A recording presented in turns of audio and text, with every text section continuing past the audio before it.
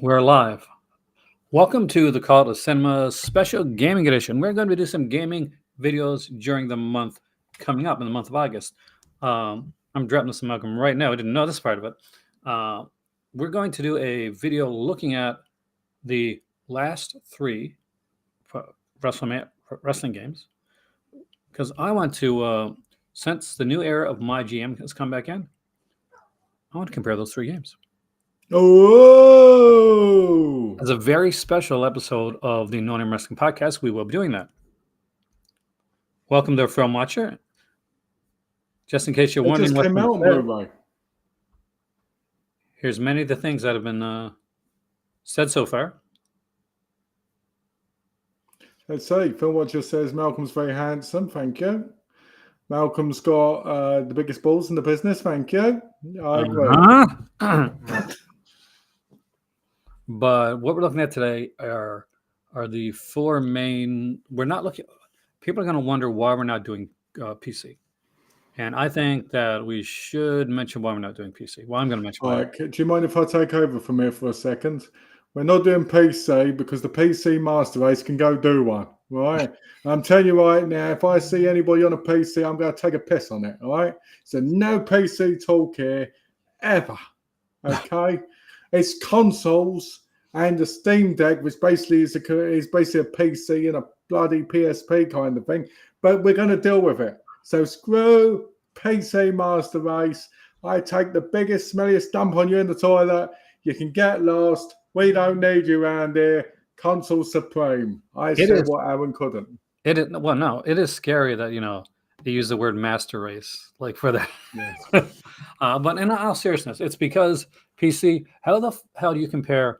Like, okay, these are the types of consoles have specific specs. PCs change and can be spec'd in different ways. It would be insane. Like, okay, let's look at the Alien and look at this one and this one, this one. It's just there's just too many variables. And also, I'm not a PC gamer. I have a PC gaming system, a mid-range one, but I don't use it for PC gaming. I use it for editing, films. I'm excited about this, Malcolm. This is something I've been wanting to do for a while, and it happened because basically, for those that don't know, so Malcolm, what consoles are in your house? That's important. In my house at the minute, I've got a Switch, I've got a PlayStation 5, and I've got a Vibrator Rabbit 9.68 Volume 4, which if I get up on my phone, I can make it vibrate, I can make it jump, I can make it, do all sorts of things. So, yeah, I've got that. Oh, and the thing right now. But I have had every console. So, well, except for the Xbox, because, I just didn't bother getting that one just yet.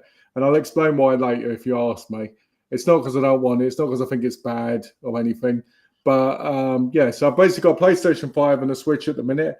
I did have an Xbox, a 360, an Xbox One, a PlayStation 2 backward compatible, PlayStation 3 and that in America. But obviously when I moved, I can't bring them all with me. Alan, have a great day at work, man. Alan, take the day off work and listen to this because you're going to be in for a treat. Okay, here's the thing. Right now in my house, I have the Nintendo Switch, and I loaned that to my sister-in-law, actually. But I also have a Switch Lite, which I use a lot on the go. I have an Xbox Series X. I have a PlayStation 5, the original edition. Is there anything else? I don't have a Steam Deck yet. I was going to buy one for my birthday, and then I decided to go to Paris instead. I think it was a good decision. Yeah, it was a good decision because they're wasting money. Well, we'll get there. Let's not put the because of the battery. The battery is the problem in those things. That's the thing. It's like the Game Gear, right? Man, I can't believe you're using that clunky looking Game Boy when you can be using one of these amazing games. Oh, my battery's dead. Can I get? I was reading up about this new home PC kind of gaming system that's like £600 on the market, and you carry around with it, but it has like 50 minutes of charge. And like 120, like 2 hours on the, like lower settings. So I came into gaming why does this keep doing this? I came to gaming like, well, obviously with the Atari 26 with the Pong. I'm old, guys. I'm old. I'm ancient. I'm creaky. Uh, I came into gaming with the first gaming system my grandparents ever got me was a Sears Pong system. But the first real gaming system they ever got me was an Atari 2600, followed up by the TSR-80, which was a Radio Shack computer that played cartridge games. My first cartridge game for that was Dungeons of Daggerath. For the Atari 2600, I had almost everything. I was a spoiled little kid. Then I played Commodore 64 at my best friend's house, and we played a lot of Jeopardy and a lot of the God, what was the name? They were like Super Mario, but there were these two like geisha type girls. Oh, yeah, I know what you're talking about. Yeah, I don't know the name. So you played that, and eventually I got the NES, and I rented the Sega. And my cousin had a Super NES. We used to like have massive gaming sessions, and throughout the years, I have gamed every system. Hey, Every single one, like that. Every single one. even the Famicom. Well, no, like every single. Well, not every single one, then, is it? See, well, you're misleading the watchers. It's like Famicom is like it's almost like NES and Super NES are like. Yeah, but there's a difference. If you talk to gamers, they go, "You haven't got every one until you've got that one." See, as a collecting thing, but as like a playing thing, they're the same. Yeah, I guess for the most part, it depends on the games as well, because there's some games that are only available on that. There's exclusive games, but I've played a lot of exclusive games the way a lot of us played them back in the day through ROMs. Hey. I've got quite a few comments. Gino, Game Boy Advance SP is good. It's not bad.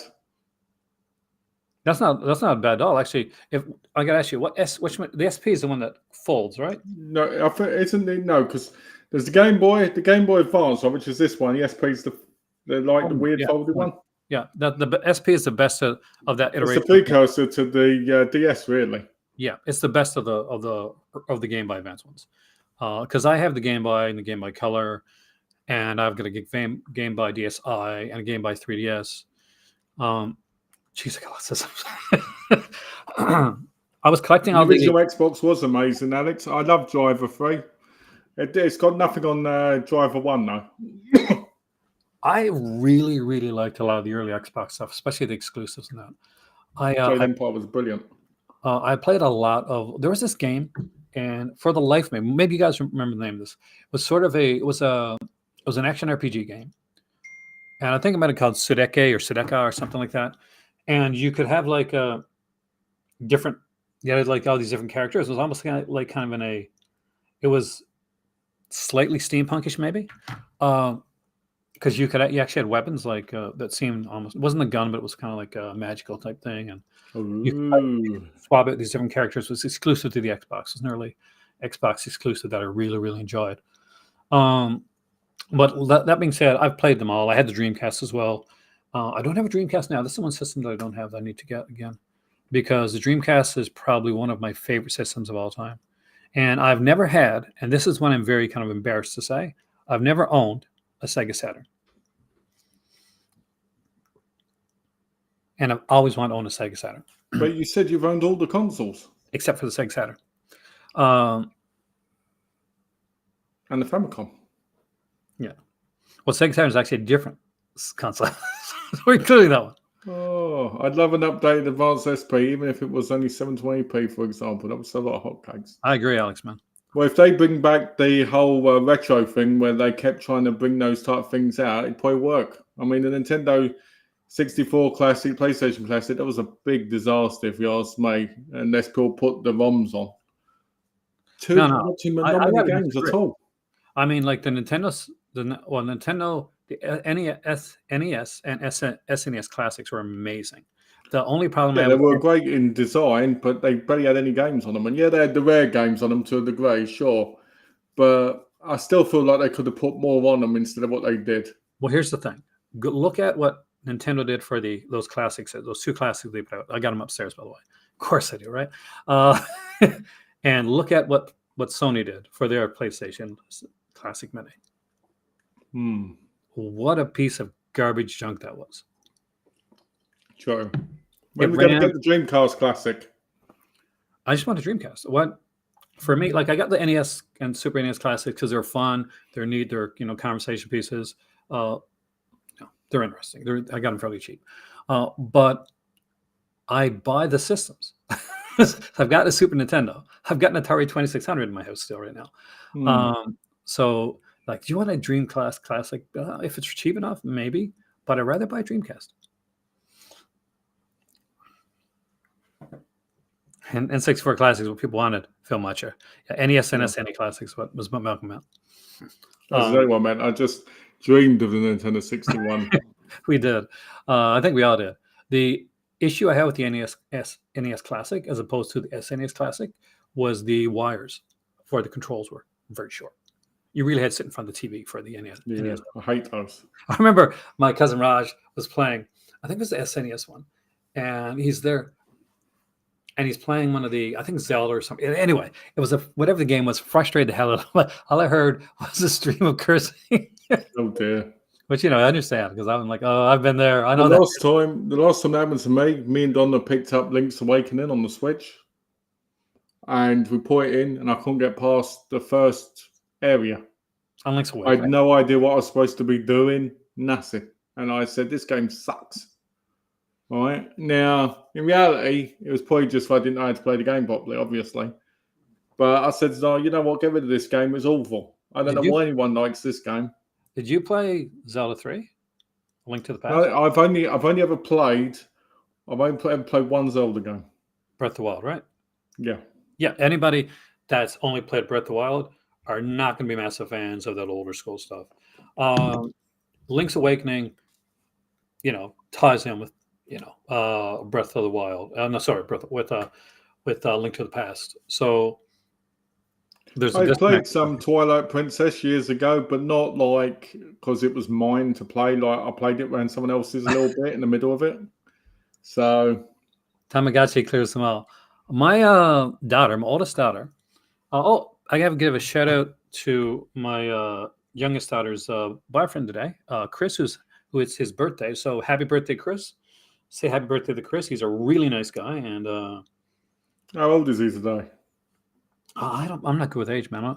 So I don't know. Happy birthday, Chris! However you are, whether you're 1 year old or 1,000 years old, happy birthday. I'm gonna send off a birthday message right now so that I don't forget, guys, because I will forget. I suck at this stuff. Tamagotchi. I had a Tamagotchi, and man, it died real quick. Oh dear. I had one for years as a kid, and I remember being obsessed with it. And then I remember years later trying to get into it again, just been bored. I had a life, so my Tamagotchi died. There we go. No, actually, because you were a kid, and I was older, obviously, when Tamagotchi came out. Like, I got my kid a Tamagotchi, and I got one myself, just for fun. But unfortunately, with two kids, I had very little time to catch up the Tamagotchi, especially since my kids were young. If you like the Atari, get the Atari 50th anniversary celebration. It looks like that's on the PS5. Is that on the PS5? Yeah. Let's talk now. So let's get real. That's it. I feel like in the 90s. Man, let's get real. Let's talk about your systems. So I have all the systems. I can hear this right now. You have to brag, didn't you? I've got all the systems. I have no. I mean, like, just in the way that, for me, it's not a brag or a boasting. It's to let people know I don't have a preference. It's a lifestyle. I just, for the longest time, guys, for me, it was I had to save a lot of money to get one system. And when I was getting a system, it was usually around a year or so after it came out. So being able to buy the systems now is a source of pride for me. But I've never been one like, if anything, early on, I probably leaned more towards Nintendo than I did towards any other system. And most of us would have. I was late on the Sony train because I wasn't quite sure. I hated loading screens. That was the thing. Like in Nintendo, in the N64 and stuff, they still had. So shall I say how I started off on my gaming journey? Of course, that's what we're here for. Yeah, because you did. It's all And, about me, man. It's all about me, dude. it is. Me. So let's start. Me. I started my gaming journey with a Commodore 64. Are you really? Oh, nice. Seriously. So I played games like High Noon and that, and Last Ninja and all that stuff. High Noon to this day, I still play on my PC because I downloaded a like ROM for it, so I could play it. After that, I basically ended up with a Nintendo. The original Nintendo. Skipped the SNES. Skipped that altogether and went straight to Sega. Oh. And I was a Sega kid up until a PlayStation. And after the PlayStation, I ended up getting the PlayStations all the time. And then I got the Xbox when that came out. I never had a Dreamcast. I never had a Genesis or a Mega Drive. But I did have PlayStation, Xbox, Nintendo up from that. Because at that time, the exclusives kind of mattered because the games were actually different. But now they're basically the same. So, yeah, they're exclusives. Yeah. So the exclusives are not as thingy now. But I still remember getting a GameCube because I wanted Resident Evil 4 and Twin Snakes. You brought up a lot of good things with your history, because it's really interesting when you think about where people come from and the fact that you're European, that you're from the UK, from England. Anytime I hear like a North American history of someone in gaming and a European history of someone in gaming, Nintendo and Sega come up. And Europe, massive with Sega. Yeah. North American, massive with Nintendo.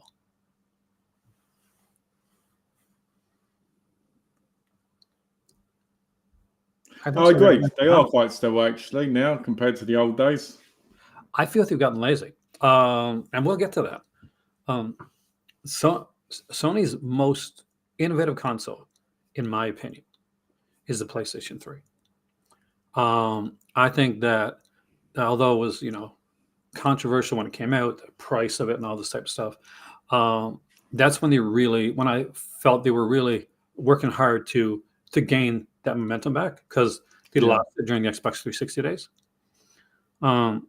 Just finally starting to touch Walt Disney Treasures. Right on, Gino, man. Well, good luck with that. They're expensive, Gino. Yeah, just look around. You'd be surprised you can get some decent ones. Look on Facebook Marketplace, Kijiji, and places like that. And any of your kind of retro stores, and if you have any comic book shops or anime shops, they often carry those. Good luck. I look forward to seeing the progression. Yeah, one of my first Walt Disney Treasures was found at an anime store. Wow! Do you know where my first was found? Where? In a Liquidators for $5.99 sealed. Which one was that? Do you know? It was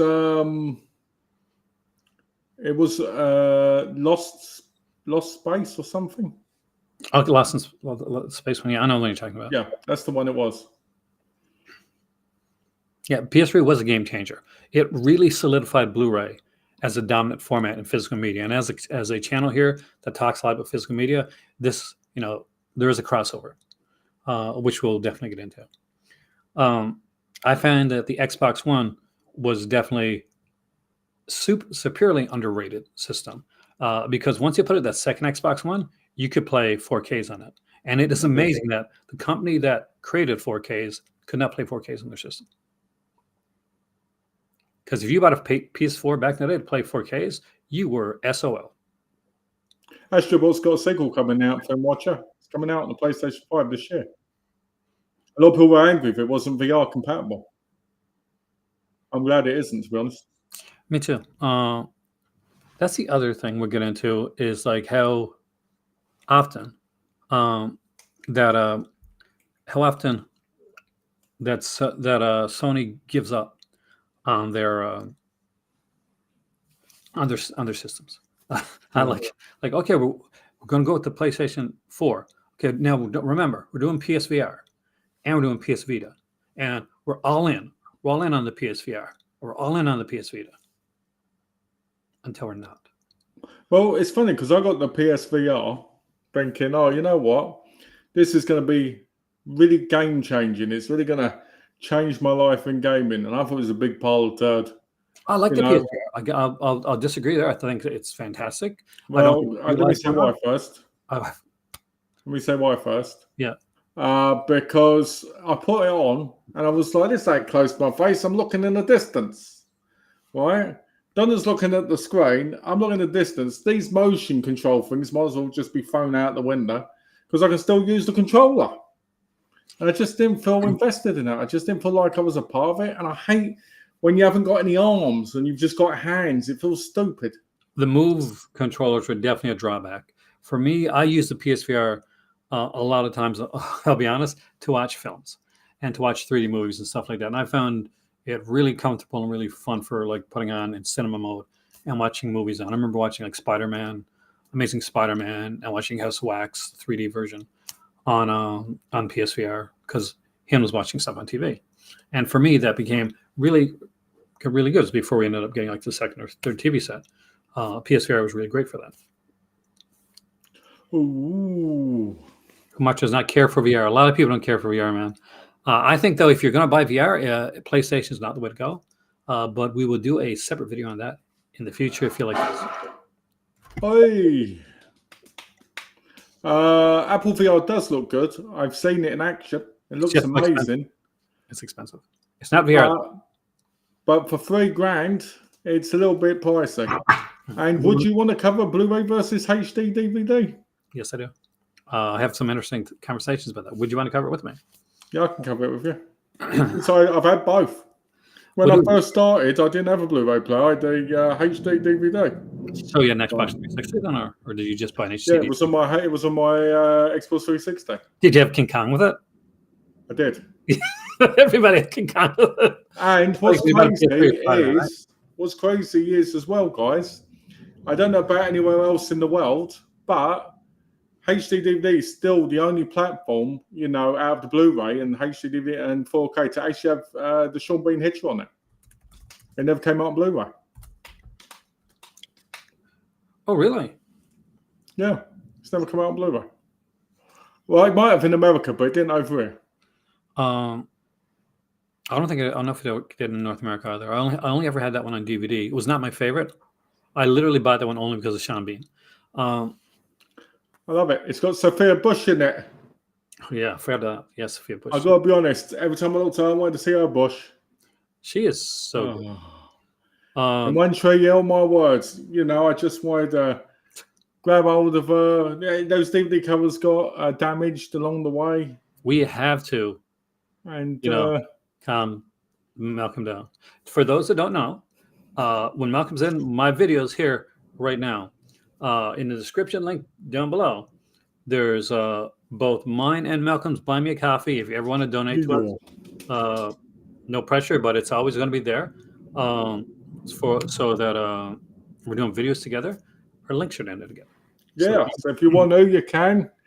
And it'd be very much appreciated, considering now I don't buy media. It'd be nice to be able to buy media with other people's monies, please. It was nice for me to and here's one of the reasons that my Buy Me a Coffee is down there and why this video is being done today. All of this, my pain. Recently, so about a year ago, I went to Canada and I worked my frigging ass off. When I was visiting my family, I was working. I did a workcation, and part of the reason to do that was to just get some extra money, pay some bills, have money while I'm in Canada. But I had this dream of finally having all the systems. I did not have the PlayStation 5. I bought the PlayStation 5 initially. I bought the new one that it came out with the removable hard drive, and I took it back and got the original. And I felt iffy about that, but I did it anyway, just to have the original PlayStation 5 because I like the look of it. I took the PlayStation 5 from Canada in a backpack, brought it here. Nervous as anything, turned it on. Works perfect. About a week ago, and this is why I haven't seen any gaming stuff from me recently. I do a lot of game streaming on it for fun. I turned on my PlayStation 5, and my character Conan started to drift quickly across the screen. I couldn't control it. I went outside to try and went to the main menu. It started to go across the screen. I couldn't control it. I did the cleaning. I did the updates. I went in and turned on and off the intensity. I turned on and off different settings. I tried different settings on the controller. Nothing worked. My PlayStation 5 right now is fairly useless because I don't have a controller. So buy me a coffee and help me get a PlayStation 5 controller, because right now it is plastic that cannot be used. And wow, that's gutting, isn't it?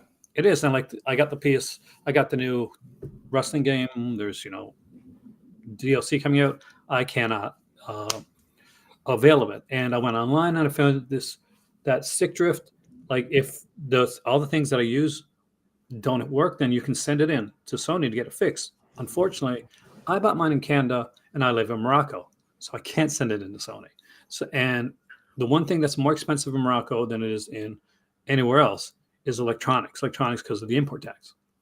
So I have to wait till I go to Canada to get a PlayStation 5 controller, or if I go to another country in the next year or so. What I'm going to say quickly to people is I'm on a mission in a minute. All right, this isn't me trying to get Buy Me a Coffee, so I just want to talk about this in general. So don't worry, guys. I mean, you can if you want to, but it's not required. So I got this box. So this box, and all the numbers on it, you mark them off as you put money in it, right?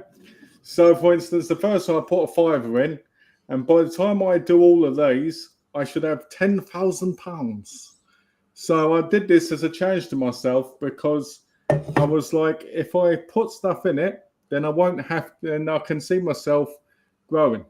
What's it say? Melt needs to buy me an Asian smut gun. That's what makes him up. Yes. Get me Asian smut. Do that. That's what your money will go towards, me buying Asian smut. God, it got bright, didn't it?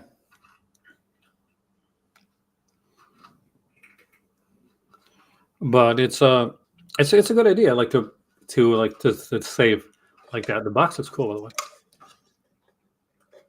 Do you know what the coolest looking like box for like saving money ever though? My dad had this. So it was I think Famous Monsters Film used to advertise it, and it looked like a coffin, and you put money on top of it, and like Dracula's hand would come out.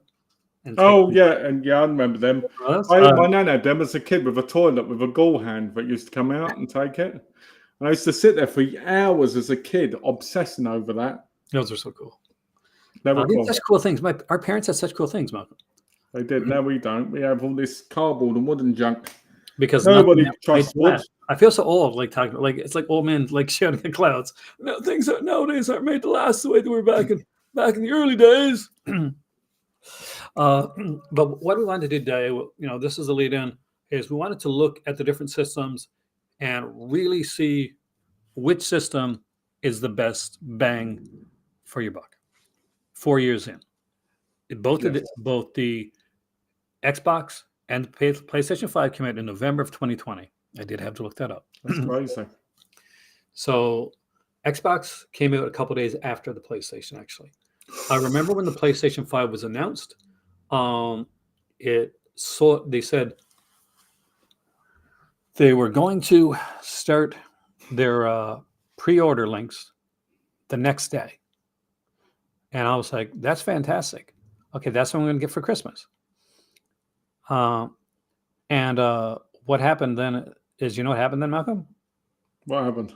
Then right after the conference was over that I watched, Sony, you bought both of them, didn't you? Was a bitch, and they opened up their pre-order links immediately, not the next day like they said. So everything sold out. Was I pissed? A little bit. So eventually, what I ended up doing. You keep talking. I'm gonna thingy this. Shut this blind. All right. Hold on. And so I had to decide on the system because I was going to Morocco and I wanted to have a system. And there was a PlayStation 5 that was coming up, but it was only a digital one. Or I could get the Xbox Series X. And the Xbox Series X, if I bought it the way that I was going to buy it, came with a second controller. And I could buy cheaply a four battery packs. So basically, I wouldn't have to use like AA batteries. I could just which to be honest with you was a real hassle when you before. yeah. But the battery pack thing was like under $20. It gave you 4 battery packs. You plug it into the Xbox. You never have to worry about like going down. Like goes, oh, your Xbox controller is going low. Swap it out. Swap new battery pack. That's what I used to do. It's always charged. Yeah, I used to do that. After some while, we got the charger thing where we had 2, and I'd just switch them every few days. I'd just go boom, boom, boom. Maybe a couple of weeks, not a few days. But I thought for fun, we'll go to directly to all of them, and say, okay, well, here are the systems. We'll look at their specs from their own channel. So let's see how they hype themselves. Let's do it. And we'll at the end we'll give our thoughts, man. All right, sounds good. Are you ready? Okay, so let's do it right here. So the Xbox Series X and Series S. It has more recently been updated for the Series S, and we'll get into that because that is going to be a massive difference. So shared features are right here. So velocity architecture, quick resume. Xbox has that. PlayStation doesn't. What is quick resume? It means if I'm playing a game, before, didn't it? I can just say, okay, say if I'm playing Conan and I want to go over to play Among Us or something like that, I'm like, okay, bam, I just switch. It just switches immediately, and it puts you exactly where you stopped off playing that other game. How many places? Is that every one that's actually on your system, or is it a certain amount of games at a time? Usually a certain amount at a time, but I think if you're quick resuming over 10 games, there may be a different issue. DirectX ray tracing, a variable rate shading, spatial sound, a gaming of up to 120 frames per second, smart delivery, play thousands of games across 4 generations, works with Xbox One accessories. That's going to be important later on when we're talking about this stuff. Access over 100 games with Xbox Game Pass. So what is smart delivery? That's really like nothing big. It's like smart delivery just means, okay, when a game, I guess it's important for some people. It's like if you pre-order a game, then that game preloads onto your system when you. Oh, okay. So it's just a preload thing. Yeah. Not but got to fill that space, right? Yeah. So storage and expandability for the Xbox Series X is 1 terabyte SSD internal storage with a bunch of different options for. Oh, Seagate. That's not good. That's not good. I don't trust Seagate. I love Seagate. I'm totally. Seagate's awful. Do you know every hard drive I've had from a Seagate has always been broken? Sounds like a you thing. No, it can't be. Every time I've only bought 3, and each time they've not worked. Well, how come then I also have Seagate. Oh, my WD's always worked. Now that being said, the Seagate is like the official expansion. It's not what you have to use. The Series S for the longest time was only 512 gigabytes to 1 terabyte. By the way, both of these are upgraded now to the amount that you can put on there. But let's do, so the processor for the Xbox Series X is 12 teraflops and 4 teraflops for the Series S. Series X is true 4K and it's 1440p for the Series S, original for Series S. So what's the difference between true 4K and false 4K? Oh, true 4K is gonna. You mean as in this here? Yeah. That's literally it is. It's like it's 4K native resolution. Forced 4K is almost like you're pushing it up to be or to low. Oh, I see. So it's kind of like upscale against real. Sure. I love that you're asking this because if somebody here doesn't ask this does not swipe. I love that, Alex. Okay. There's, of course, a disk drive option in the Series X. The Series S is a digital one, which would have been a massive downgrade if it wasn't for a certain thing, which we're going to get into. Here's the thing. This is going to be very interesting. Video, up to 8K. So it goes up to 8K. high dynamic with HDR. Variable Has refresh rate. anything been reached 8K yet on the system? No, not yet. No, I mean, like, I'd say we'll be looking into a next generation, Malcolm, before you get anything that's truly 8K. Can we see 8K? Because I heard that we can only see in 4K. Well, you know, people always say that. People always say, "Oh, don't you can only see Blu-ray? You can't see the difference in 4K. You can't really see it." And then, like, someone say, "Well, like, you can't see the difference." I'm sure there is a difference, but for me, an 8K is not for a movie. Like, people wonder about 8K films. 8K is for something like this. It is for gaming. It is for video editing. It's for something that's going to move in a higher speed and a higher. I know what it's for. If you want to see something shooting more clearly. Yeah. If you like, honestly, I see, like, if you're looking at an 8K disc, like, remember those Hobbit films? Like, they came out and they were like almost like moving so fast and so clear, people were getting motion sickness. Yeah. I say 8K. Well, that's why we're not going to see 8K films in any time in the near future. Well, I'm curious to see if in the next generation, if we end up with those really big discs, you know, those ones which could hold like every movie available.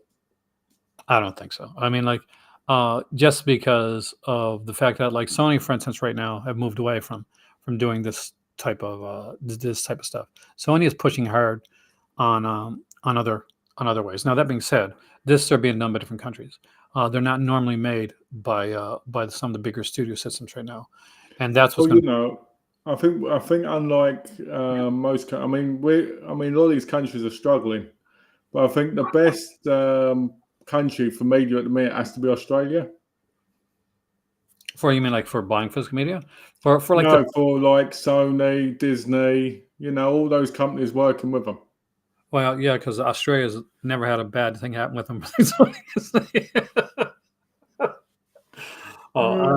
As for like the making of physical media, like the distribution of discs and stuff like that, Mexico tends to be one of the places that does it best. Yeah, sure. We got a variable refresh rate, auto low latency with Dolby Vision. This is important. Audio, we get DTS 5.1, Dolby Digital 5.1, True HD with Atmos, Windows Sonic. If I'm keep not remember this, because I'm pretty sure the PlayStation 5 doesn't have this. What's Windows Sonic? Is that Sonic the Hedgehog? Cleaning Windows? It's just Windows, like a version of their Atmos. Everybody kind of brands theirs. It comes with 3 USB 3.1 Gen 1 ports and an HDMI 2.1 out port. When you're buying a TV, if you're buying a new TV and you're looking at gaming, please look at the HDMI ports to make sure at least one of them is a 2.1, because if it is not, you're not going to be able to use a high speed HDMI cable. So you are going to be a bit nerfed with some of your options with gaming. That's true. And thank you for that compliment, Darth Sidious, and never forget, for sure. We got an 802.11 AC dual band wireless and 1 gigabyte of Ethernet. A dedicated dual band Xbox wireless radio, because everybody uses radio nowadays. So it plays physical games, Series X, disc-free gaming. Live stream and record clips in 4K up to 60 frames per second, both of them. Digital games, saves and backups, safe in cloud, both of them. Digital games travel with you, both of them. Pre-install new digital games, play the moment they launch. That's what we talked about earlier. So we asked about when paired with Xbox Game Pass, instant library of about 100 games online. And if you buy the Ultimate, not the core, you'll also get EA Play, which is a whole bunch of EA games as well. You mean like FIFA and all that rubbish? There's some good ones. Like calling people out. You don't like the FIFA stuff? No, I don't mind FIFA. It's just I wish for EA. I wish EA Sports would do more. I wish they'd do more of the games they used to do as well, which were fun. It's like me saying, "Man, screw those NHL games." Yeah, too right. They're boring. They're so. And those Maddens. Stream 4K Ultra HD video with Netflix, Amazon Video, Disney Plus, and more. There's the size and weight of each one right there. Oh, that's not bad actually when you think about it. 4.25 pounds. That's amazing. It comes with Series X and both comes with the Xbox controller. If you guys want to see that afterwards, I can get and show you both controllers, both the Xbox one and the one that doesn't work. You get an ultra high speed HDMI cable with the Series X. You get a high speed HDMI cable with the Series S. Pricing wise, it starts at $499 for the Series X, and it starts at $299 for the Series S. So the Series S is very much the type of gaming console, if you've never had an Xbox before, that you can get into it easier. But as always, we've seen what the differences are. It's basically the budget console. It is the budget console. Now, that being said, when you go to the Series S, for instance, they have upgraded it. There is a brand new Series S that is coming out that is pretty much like the X.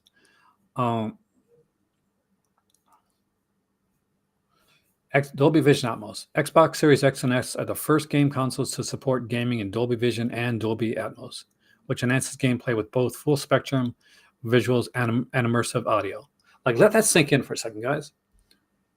Sony created Dolby Vision and Dolby Atmos, and yet you don't support it.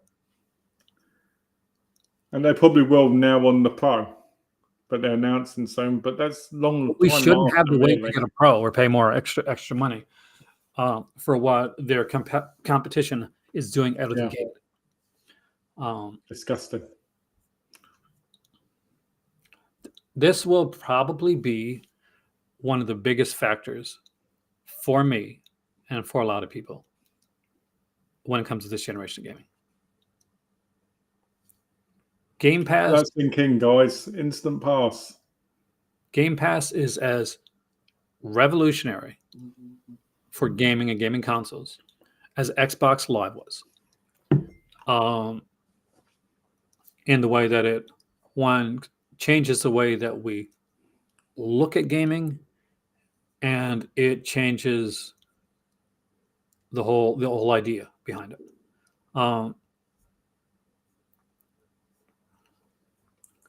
We'll also look at the different options that are available, but we're going to go to PlayStation next, and we're going to come back to this. But let's stop for a minute. Let's have a conversation about that.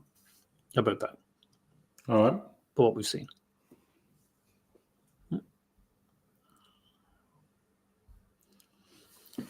So, and have a conversation with everybody else there. So, what do you guys think so far, and what you've seen? That was a bit dry, and I wanted to I don't want to go from one, specs to other specs without actually speaking in between and talking about it. Also, one thing I have to shout out right now is today's video is being used with Restream. We have done StreamYard. Last time we did EvoMux, and today we are streaming with the Restream one. So we're going through each of them, and eventually, I guess I'll let the cat out of the bag here. Is one of the reasons we're doing this is because we will be doing a video where we compare all the different web-based streaming options and ranking them and choosing a winner. Well, all the free options with them, because we haven't paid for. So we can't go in complete detail on it, can we, really? Well, you can. All you have to do is go there and see what each one... Yeah, but I mean, you wouldn't have used them. So you can't fully judge the stuff that you would have paid to use. Well, sort of. I can say right now, as somebody that watches a lot of tech videos and stuff like that, you do have to look at the different tiers to see how big the options go. Like sometimes, yeah, sure. But what I'm saying is, I'm not saying that. What I'm saying is, you can do that, but you can't exactly say, "Oh, this was a lot more fast than this one on that one on this," because we've done the free options.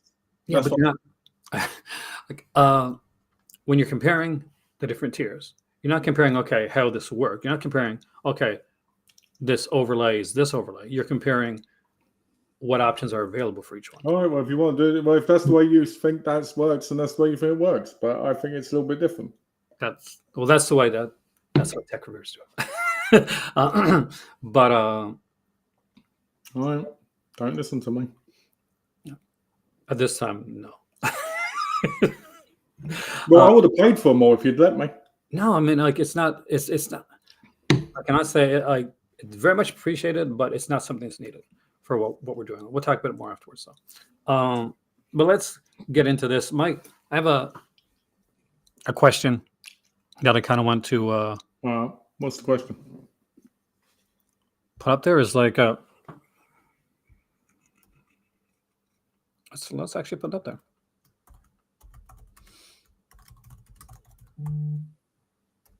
Oh.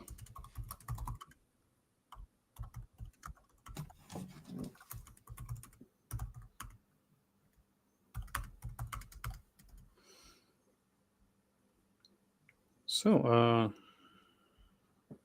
real quickly.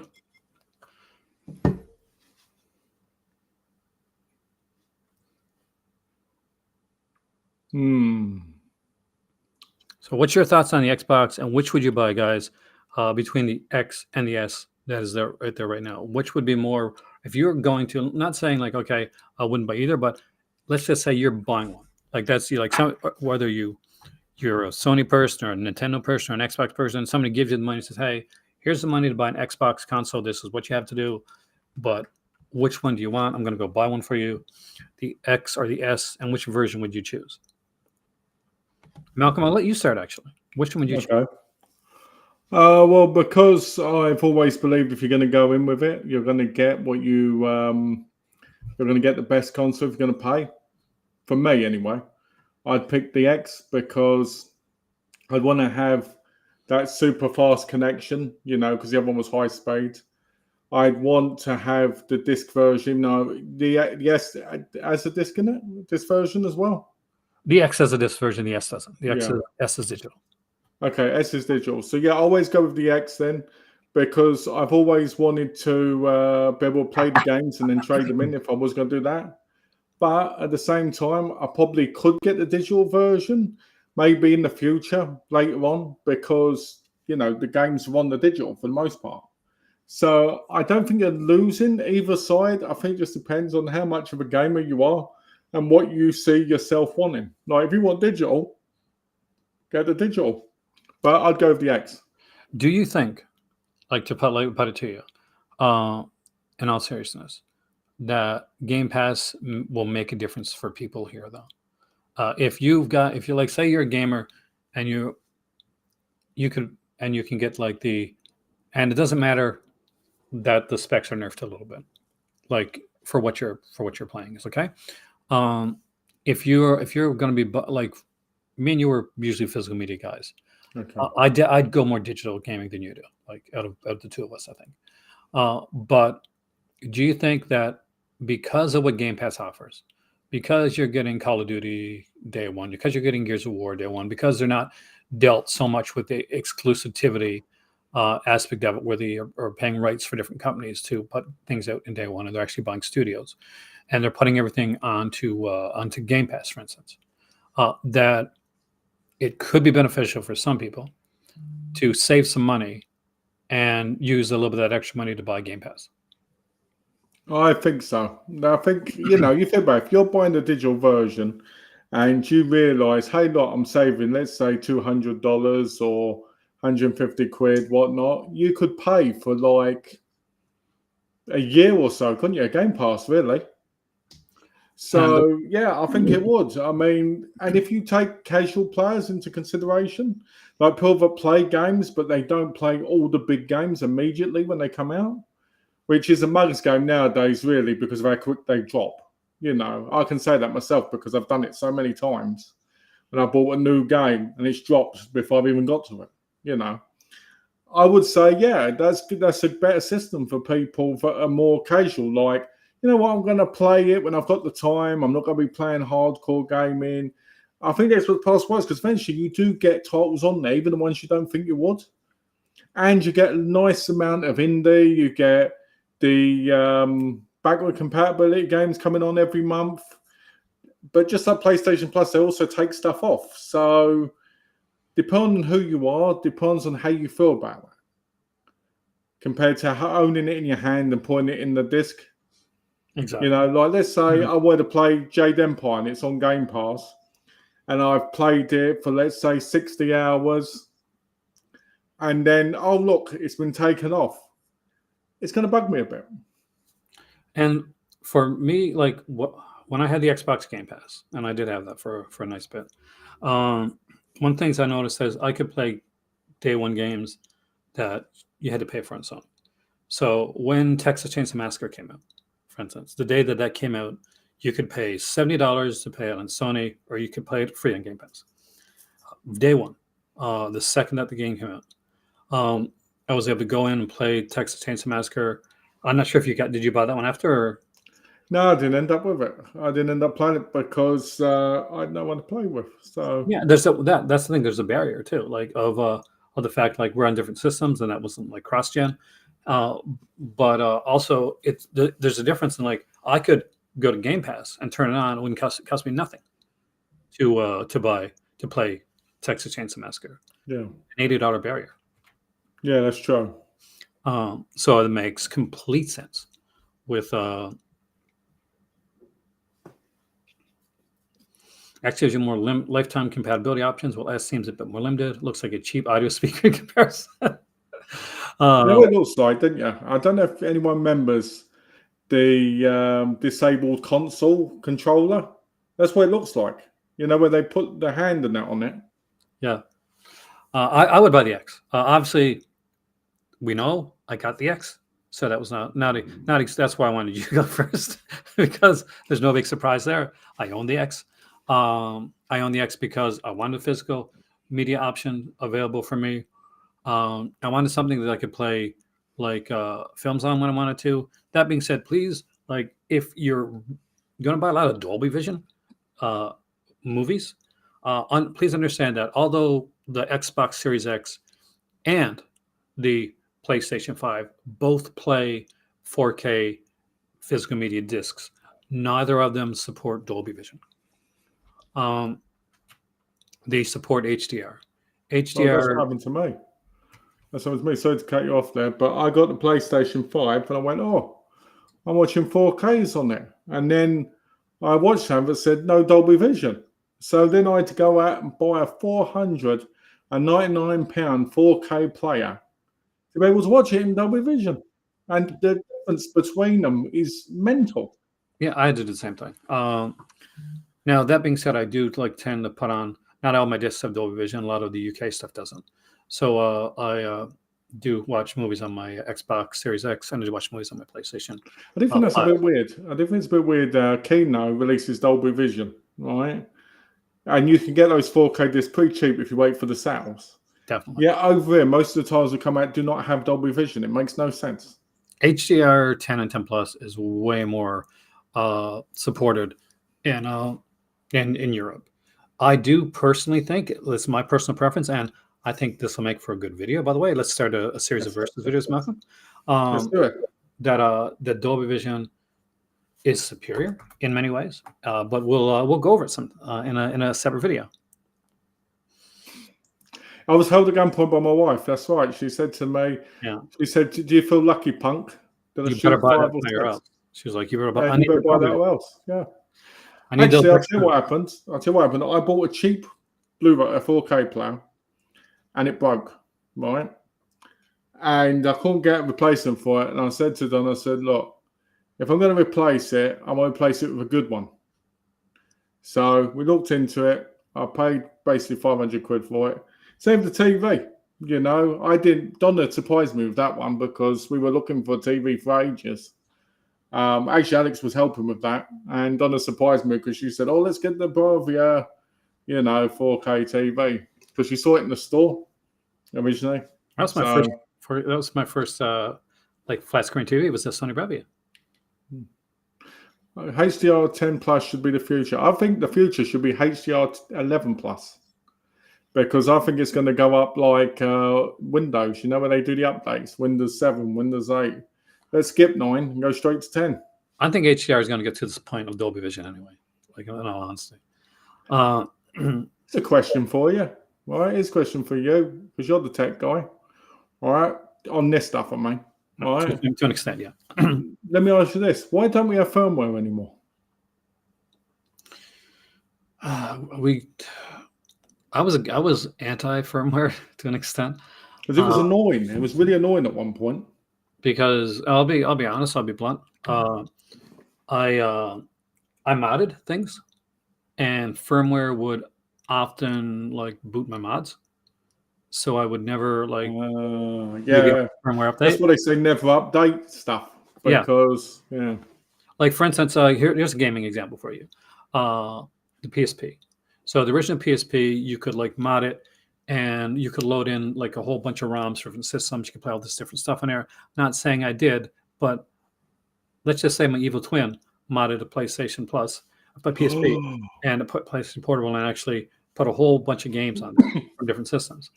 He broke the law, and the law lost.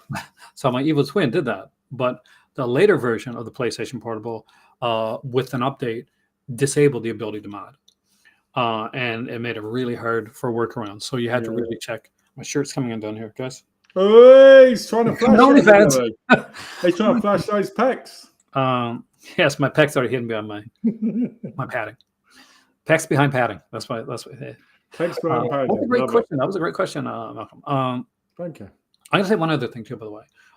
For the versus for the stream stuff like that, Malcolm's idea is fantastic. I'm not discounting Malcolm's idea of like looking at different options. It's just that for time and purposes and stuff like that, we'll just look at the options for the paid version. Oh, sure, that's fine. That's fine. You know, but I just want to explain to people. I wasn't getting angry. Like, what do you call it? No, you're great. Like what you said was right. It's just I felt like my explanation to you was dickish. I want to go back and actually go around. Well, I admit it was really dickish. So pretty dickish. I'm known for that. Just so everybody knows, Heaven's the dick, not me, in these streams. All right. Aaron's got the bigger. Anyway, so whoa. But anyway, let's carry on. Obviously, for me, I would buy the X. That being said, I have two gaming kids. One of them has the X, and one of them has the S.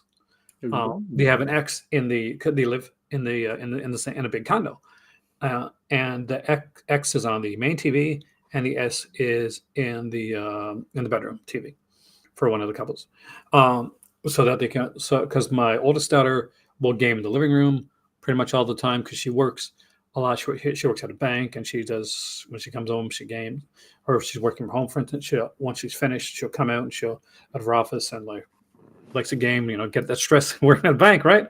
And whereas my daughter, who works at a library, my youngest daughter, she'll come home and she'll want to spend time with her kitty cat in a room, and they'll all want to game at the same time. They'll play Sea of Thieves and stuff like that, and they'll be playing together, even though they might be in different rooms. Nice. So it's when I left Canada, I had the Xbox Series X and I had the Xbox One. My youngest daughter and her boyfriend Chris, who we said happy birthday earlier, had a Switch, but they never had an Xbox or anything like that. So I still had the Xbox One. So I brought the Xbox One up to them as a housewarming present. They just moved into a new place at the time, and they fell in love with that with the Xbox and its and Game Pass, and they eventually upgraded to the S. Cool. It's funny, Darth Sidious brings up about the PlayStation as media player, because I remember when I was younger and the PS2 came out, nearly everybody had a PS2 and no DVD player. And it's true. I mean, like the Darth Sidious says, like the PlayStation 3, for instance, and PlayStation 2 were fantastic, like media players. Like they worked well for DVDs. They worked extremely well for Blu-rays. They seemed to like spec out in a lot of ways, which is the complete opposite of what we're seeing in the latest generation of physical media. In that they're doing shortcuts to make it work. Let me ask you this. All right, this might be a controversial question. HDR10 Plus is 4,000 nits. That's interesting, actually. But what I was going to say was, do you think consoles, the main consoles right now, because they've been out for what, nearly 5 years? Yeah. Do you think they're still expensive, and do you think they should be a little bit cheaper now, like properly? I think they should be. I think they are. If you go into an actual gaming store and you're going to buy an older console, I think what both Sony and Xbox do, which is very sneaky, is that they put out new iterations. They looked at what PCs do and realized, hey, we can make more money off of this if we put out new iterations of the console rather than upgrade to a newer console. So it's a bit of both. If you go into the latest version, hey there, Alex. He's correcting himself. If you go in to buy the latest version of a console, then you're going to pay what the price is. Yeah. If you go into like a GameStop, or I think it's called Game over there in the UK, right? Yeah. No, Game. Game. Yeah. So if you went in one in Spain. That's right, I did. I went in two actually. So you go into a Game, then for instance you'll be able to see older versions as well, and you can buy those often like pre-owned and pre-played. Well, from what I've seen from going in the stores here, it's not that great. I mean, there's the discount, on them, because what I've realized is most of the time what they do is they put accessories with it to keep that price up. They do a lot. It's really. I mean, not talk about the Switch, because the Switch rarely ever goes down. Even the new OLED one out, the other Switch is still expensive. Nintendo never goes the price. Because I was going to replace my Switch, but I think the prices, they are going down, but they're not going down appropriately. Like, I'd never buy a system from CEX. Never. I'd never buy a thing like that. I don't want to buy consoles pre-owned for the most part, unless they're really old ones that you can't get anymore. What's that? If you don't have a £5,000 master race with liquid cooling that can play 8K 2.4, I do not want to know. PAC for it's funny because years ago, Alex bought a top-of-the-range computer, got built, and and sadly, still the consoles do it better. When it says liquid cooling, all I think about is people getting all hot and then just laying against it like, oh. Because here's the thing: you can buy tomorrow your ultimate amazing PC construct, right? It's great. You spec it out. You get the best graphics card. You've got a really you get a good board. You spec out your RAM. You got a fantastic cooling system in there. And a year later, you're like, oh man, they got to upgrade this stuff. So then you're looking, I guess I got to get that better graphics card.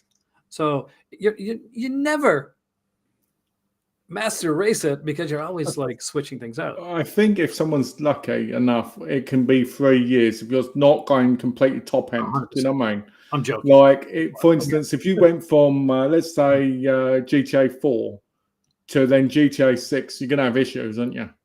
But I think if you but you do need to keep updating them. That's true. On average, if you want to keep them perfected, 6 months to a year, depending on what you've done and where you've done it, innit?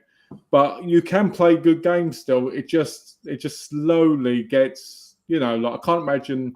I'm worried about playing GTA 6 on the PS5. Like, are they releasing that the Pro before? Because they're like, oh, this will go better on this. Do you know what I mean? The one thing I have to say, like in the favor of consoles right now, is you may feel you've reached a certain level, but I can't. It's not going to go any higher till the next console comes out or whatever. But I don't feel that you feel like you're losing anything. If anything, there's a uniformity to it, and a sense of community that exists in PC, but I don't think exists as strongly or as well in PC gaming. But that's from somebody that does like not as much PC gaming. I have for me, my only PC gaming things, so for you guys know, it's like a very low mid-range Nitro 5 gaming laptop, which I rarely use for gaming purposes. And like my cousin, for instance, is a gamer, has a Mac, and has had a PC. But when he goes to game, like so the Switch is the preferred one of choice. And if he's going to use anything else at my place, he won't use the PlayStation 5 because he doesn't like the controller. He will, however, use an Xbox because he finds the controller better. So did he like the original big controller then from the Xbox? Actually, I want to get into that. I forgot about that, so thank you. We mentioned early on, before this stream started, we were chatting, and that Xbox didn't get into Japan, whereas like Sony has pretty much a stranglehold on the Japanese market when it comes to gaming. Xbox is doing better in Japan now than it had ever done before, but still nothing close to what Sony is doing. You know, the reason that started initially is because the controller, the Xbox controller was massive. It was massive in a lot of people's hands. Can you imagine? You know, this is not like in Japan. Be careful what you say. No, but it was true. No, that is one of the things that Japanese market were extremely upset about. So you're saying Japanese people have small hands? I don't know. I mean, no, kids, or maybe some of the people that were playing it, but no, that was legit a complaint from the Japanese market. To be fair, when it comes to it, when I was a kid playing it, it felt like I was holding it like this. Yes, I'm an adult and playing that controller. And I thought it like was, holding the Switch now, basically. it sucked. The controller, to me, the original Xbox controller sucked. It wasn't until they really got to the 360 that in my eyes, perfected the controller. I think that the perfect gaming controller at this point is the Pro controller for the Switch. That is a combination of what Xbox has done correctly and a bit of what Sony has done correctly. Disagree. I think the best controller ever was the Wii Nunchucker and the remote. Yeah, obviously that's well, if you're 80, that's a great controller. But no, I mean, for me, like in gaming until I get a actual Pro controller, which I doubt I'm going to do in anytime in the near future. And I mean a Pro controller. You mean one of those elites? You guys. Are you talking about those? What are those ones called? Those ones where they pull them apart. Elite. Not the elite ones, but the ones called from the other one. Snugs.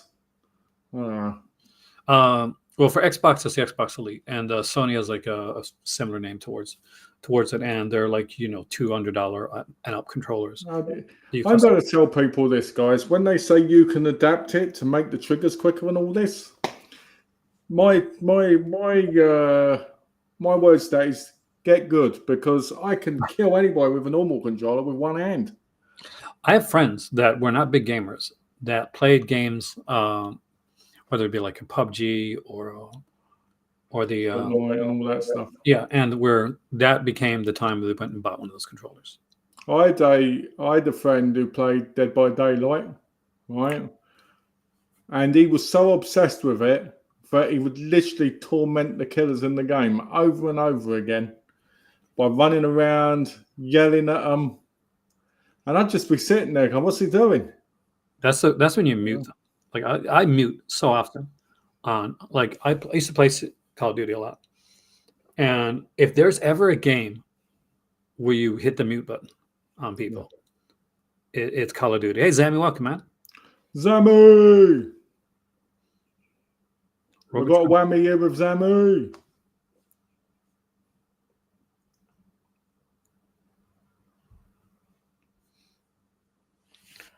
But as far as like the Xbox goes, Game Pass is the feature.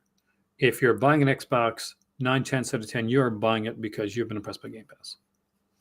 It's not for exclusives. Sony is definitely the clear winner. We haven't even gotten to Sony yet when it comes to these are the exclusives.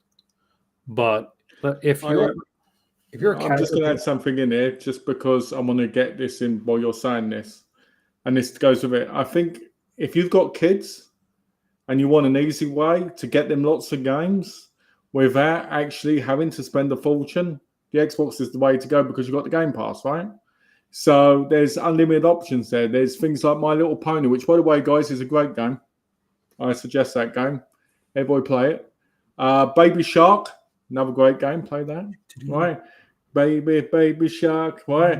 Right, Bratz, Rainbow High, and all these other games. But what I'm saying is, if you've got thousands of games immediately at your disposal from just getting Game Pass, then, Sony, you put that on, you get PlayStation Plus.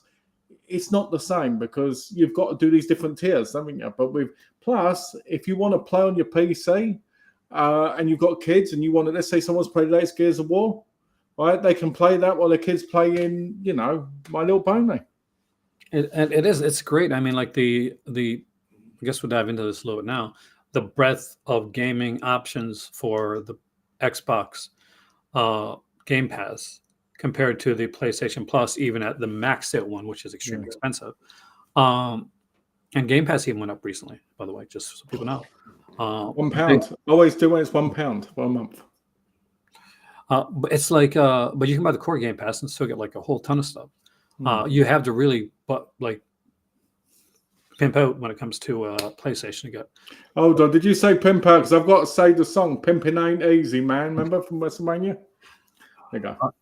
But I mean, it's having both Game Pass and PlayStation Plus, the premium edition, like the big edition. There's a massive difference. There is.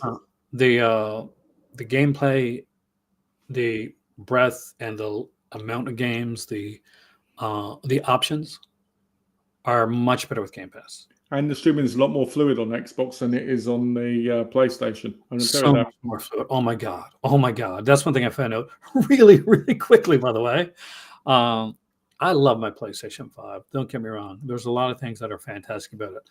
I'm glad I have it. I've got it for exclusives, but I have it for exclusives. I don't have it because it's the best system. Like, here's a little hint. I have it because I want to play Spider-Man, because I want to play Wolverine when it comes out. I have it for that. If I want to game and sit down for a few hours and have a good time, actually just gaming, and I have my Game Pass, then I automatically go towards the Xbox. I don't have before the controller went kaput. Aside from the times when I streamed live on here, often if I was gaming, I got about like a few hundred hours in to the PlayStation, but I often would go upstairs. That's where my Xbox is at, and turn on that and play games there. With PlayStation 4, I found out about more actual physical games. By the time this generation came around, I found I was doing a lot more digital. And like as is right now, like I know what I'm asking my mother for Christmas this year. It's Game Pass. I've already canceled my premium PlayStation Plus. I remember when you got the PlayStation, you said to me, "Should I get the PlayStation Plus?" And I said, "I didn't think it was that great, but if you want to use it, give it a go." Yeah, so you did. It was awful. Yeah, it was. I mean, like, but at the time, Hin said, so that you know what games are there and what games you like and stuff like this is the best thing to do. So she bought me the expensive one, or she told me to get the expensive one. I just got paid that day, and I got it, and I didn't regret it right away because it was new, it was exciting, all that type of stuff. I still don't regret it. I'm glad I got it because I know. But recently, I just went in. Were you going to the auto renew thing? And I said no. So November the 11th of this year, my PlayStation Premium goes away, and I'm not too upset about that. And as for like controllers as well, like PlayStation 5 controllers are more expensive. The DualSense controller is more expensive, and I have two Xbox controllers. I have one PlayStation controller, and I'll buy a new one because I need to. But I have one that's useless, and that makes me a bit nervous when it comes to buying a new controller. So I'm going to be very careful when I get a new controller for the PlayStation. You've got to be careful. I technically own 3 PS5 controllers. The reason for was because one was dying really quickly, so I got another one, and then I got a third one because I was like, you know what, if I'm going to buy one, I might as well get another one. So I got that one, But the best time to buy them is during the sales. You might be able to find one doing a sale because you can get them for I think 40 quid here on a sale. Well, I won't normally during Christmas time. I'm in Canada during like Black Friday or at least during Boxing Day. I won't be this year. But if something like is a really amazing price, I may like find a way to get like money to my sister or my mom to pick up one for me until I get there, because it's going to be different to get a controller. I'd say Boxing Day is usually the best day for us. Let's do the funny one. Are you ready? I'm ready for the best console in the world. We Oops. just went through that, so let's do Sony instead now. No, I'm just joking. These are both fantastic consoles. They are, but in their own different ways. Yes. For instance, right now, I'll tell you right now, the digital version for the PlayStation 5 is far superior to the digital option for Xbox. Why? Because the only difference between the digital option between the PlayStation 5, like original option and digital option, is that it has a disk drive. That is it. Everything, all the other specs are exactly the same. With Xbox, the specs are nerfed for the digital version, and that's when you're looking to buy something digitally. That is important. Unfortunately, the problem that we have with this is this: they don't have the digital thing like Game Pass to make it as worthwhile as they would with the as Xbox does. But that being said, also this controller is like, aside from the fact that easily breaks, it's a very good controller. I like the haptic feedback, but I do think that's maybe some of the iterations of the haptic feedback and some of the software in there is a reason that some of the early controllers are having a lot of failure, whether they're exploding or they're getting drift issues or the battery is dying extremely quickly. There's a reason for that. We're paying for innovation through different ways, but they really want to show you this. Look, they really want to show you this controller because it's the first time that Sony really did anything new with their controller since the PlayStation 1 added the second stick. That's true, actually. That being said, I really do like this controller. I don't like it as much as the Xbox controller, but that is a personal preference. It has nothing to do with the controller itself. A lot of gamers will 100% prefer this controller. And for the feedback, for the feel of it in the hand. But it is, for a lot of people, it's a bigger controller for Sony. And that's like, it's normal for if you've been playing Xbox. But if you've been playing just PlayStation 2 and 3 and you get a PlayStation 5 and you get like this DualSense controller, it's bigger. Yeah.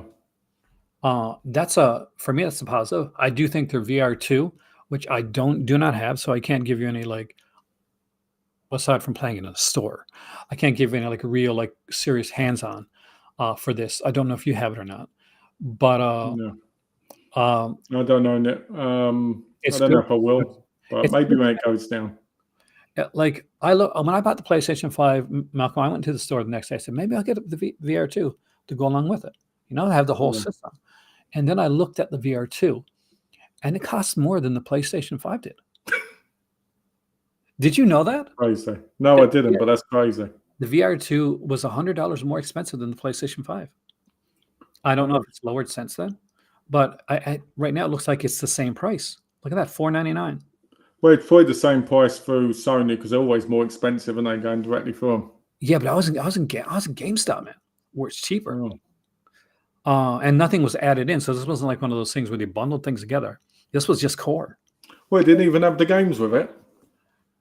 No, it was the core. Well, whatever game comes with the core. I think Astrobot was the game that came with the core. A bit like the other one had Beat Saber with it all the time. I didn't get Beat Saber with mine. I got Astrobot. Oh, okay. Because I know a lot of them had Beat Saber and Borderlands at one point. And mine had, I think, was it Mouse or something like that with the little mouse? Whatever. Oh, okay, Mouse. Yeah, no Mouse. Yeah.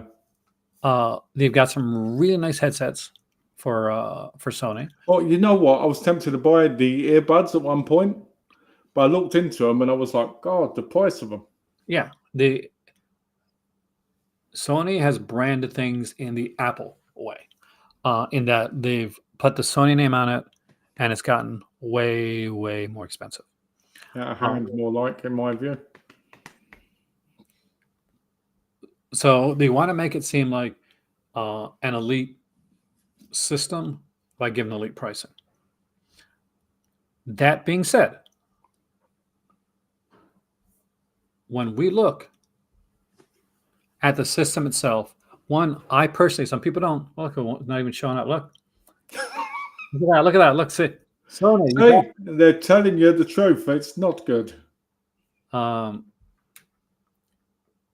that Sony. Here's Astrobot, the best character on the PlayStation 5 so far. Oh, we'll go to the stores later because trust me, when we go to the stores, I got some stuff to say about Nintendo's eShop too. Ooh. A lot of people love this. No, how do you find the gaming hub for the PlayStation 5? I don't like it. I missed the PS4 one. Personally, I like the fact I can look at the trophies and stuff like that, and I like the percentage that it tells you of things. But I don't know. I just missed the PS4/PS3 because I was so used to the PS3 version, like messages going into video chats. But I missed that version the most. Now, there's some great things to say about this. There's some amazing exclusives on Sony. Same as Xbox, I find that the graphics are incredible. You're going to get great graphics with both of these systems. Oh, really? Great audio, even if you're using a regular headset. Well, you use a regular headset, don't you? I do use a regular headset. And here's the thing. I find that Sony has a great mic on theirs as well. But they're cross-gen. Let's talk about their cross-gen. Yeah. It's brilliant. No. This is where I get upset with certain things. You get PlayStation 4, PlayStation 5. That's wonderful, right? But let's just say, for instance, your controller breaks on your PlayStation 5. Let's say your controller breaks on your PlayStation 4, and you want to use your PlayStation 5 controller for your PlayStation 4. Perfect. You are set. Take that PlayStation 5 controller, pair it to your PlayStation 4. You are good to go. It is fantastic. Wonderful. Unfortunately, that doesn't work in reverse. PlayStation 4, you almost like there's a workaround to get it to work. It only works on PS4 games, doesn't it? It does, and not on all games either. But it works on PS4 games. It works on, I think, some PS5 games, but problematic. So if you're paying a PS5 version of a game, say, for instance, if I really, really wanted to play the WWE 2K24, I would have to put the PlayStation 4 version on my PlayStation 5, or take my PlayStation 4 out and put it on to my PlayStation 4 in order to play the game right now. And then you can put your PS5 controller in to make it feel like you're playing the PS5 version. Yeah, like when Austin the Drift set on my PS4. But yeah, no, it is that controller thing is something that I really want to mention. That's also, why they create cross saves. Yeah, which is good, but you shouldn't have to. If I take a Xbox controller that works on an Xbox Series X, that will also work on my Xbox One. If I take an Xbox One controller and put it onto my Xbox Series X and Series S, it works perfectly fine with all games. If I take either one of those controllers and put them onto my computer, it works fine. Like Alex, for instance, if Alex wanted to play his PC, bam, the controller works fine. If you have like Game Pass and you want to play one of those games, and you have the Ultimate Game Pass, and you say, I want to play Halo and on my iPad. Then you can go into Game Pass, take your controller out, play Halo on your iPad. I know I've done it. I found that sometimes it can be a little bit laggy, depending on the internet that you got, because you're going through like a. And I would think also because of the iPad being quite limited. Exactly. But the fact that that is an option that is available is definitely, and it's gotten better and it's gotten very much less laggy. It's a good option to have. Say, for instance, you're playing like like you do, Call of Duty, but you're not playing online, you're playing just the one-player mode, that's not going to be an issue for you. No. So it's only when you're getting to a lot of like multiplayer games that becomes an issue for this. Have you noticed that like Sony is not as big on putting out their specs here? Yeah, it's because they're always trying to hide them. That's why. Remote play. We're not talking about that. This was the biggest ripoff for me. Okay, Sony's putting out, it was a big deal. Sony's putting out like, hey, guess what, guys? Sony is putting out a successor to their PS Vita. They are? They're putting a successor? Yeah, it's a shell that you can put your phone into. Yes. Or I'm like, what are you talking about, man? You mean that's not the successor? That's a successor to a shell. Well, they replaced it, didn't they, with the Portal? Yeah, this Portal is junk. That's what I'm talking about. The Portal is complete junk. External USB drive compatibility. They have a lot of compatibility with different drives options here. That is definitely a plus for that, especially if you're not a Seagate fan. Then it's going to be definitely a plus. Exactly. WD. Western Digital all the way. The newer systems, the original systems, like that me and you have, for storage expansion, is a bit more of a pain than the newest systems. The newest systems make storage expansion much easier than this for us. Yeah. It's not that it's hard for us. It's just that it's a little bit more of a pain to like put in the storage expansion, as opposed to what it is right now. We just pop off the thing, just put it in. Yeah. A lot of their technology and what they are pushing depends upon you owning accessories. Yes. Like it is fantastic to have 3D audio, but if you've got to buy $100 pair of headphones for that audio to work, then that's an extra cost added onto that. And that's what I hope. Exactly. It's fantastic have a good VR system, which is still not as good as Oculus, by the way. Just putting that out there right now, for a much more cheaper price, by the way. Then you're going to have to pay for at least the price of the system to get that VR system as well. If you want to like deal with like, okay, let's look at this remote play and get like really big on the remote play, then they want you to buy a Portal to really emphasize that remote. What annoys me about the remote play of the Portal is that you can only do it on your Wi-Fi at home. You can't take it anywhere. What's the point? That is insane. Who made that decision? That is a horrible decision. Stupid decision. But I can only be on the same Wi-Fi, so you can't even be on a different Wi-Fi to get in it. We need a actual successor to a PlayStation Vita. We do. This is the era of gaming on the go. This is the era where the Switch really became a bit with specs. It's a trendsetter, but then Nintendo's always been a trendsetter. They have.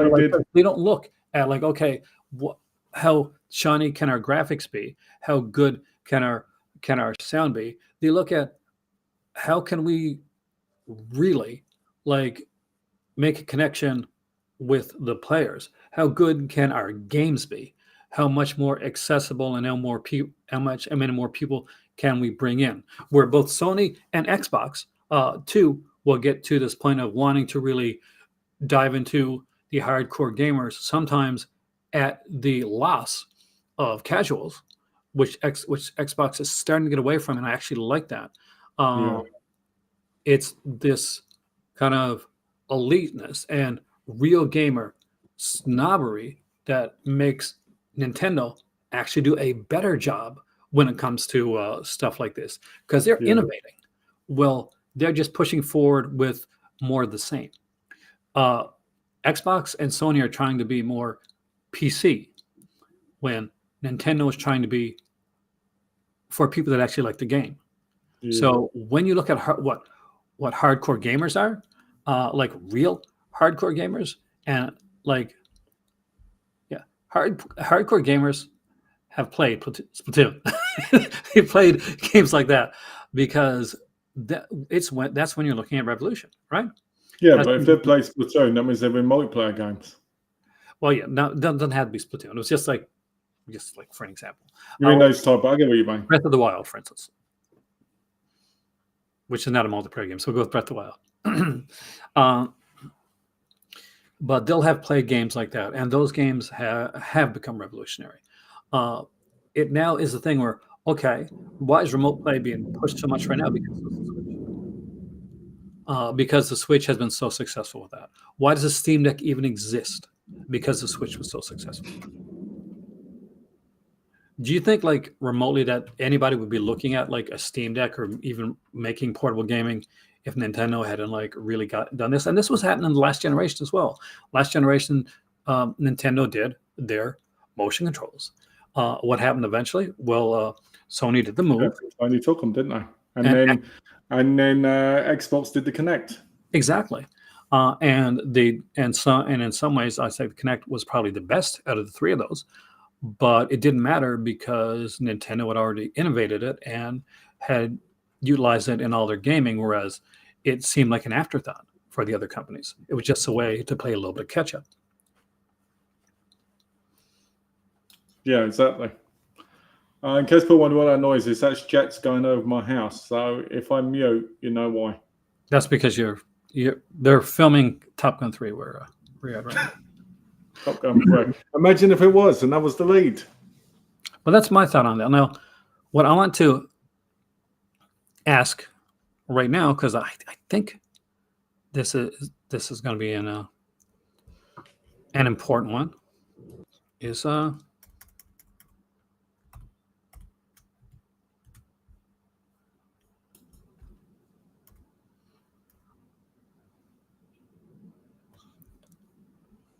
this right here. Just got to put it up there.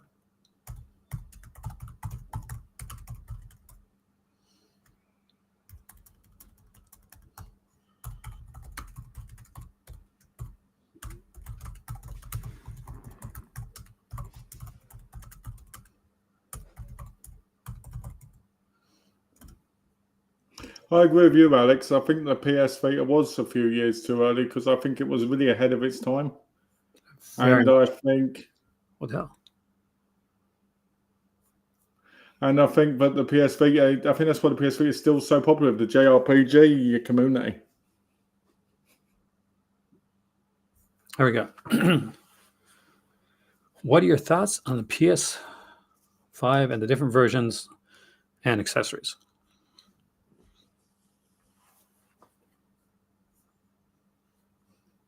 I personally think that the PS5, the main one, is the best one, but I think the main one now is better, as you said, because of the whole storage, of the memory. But I think the accessories are a rip-off just to get more money out of you for the most part. And to me, that's annoying.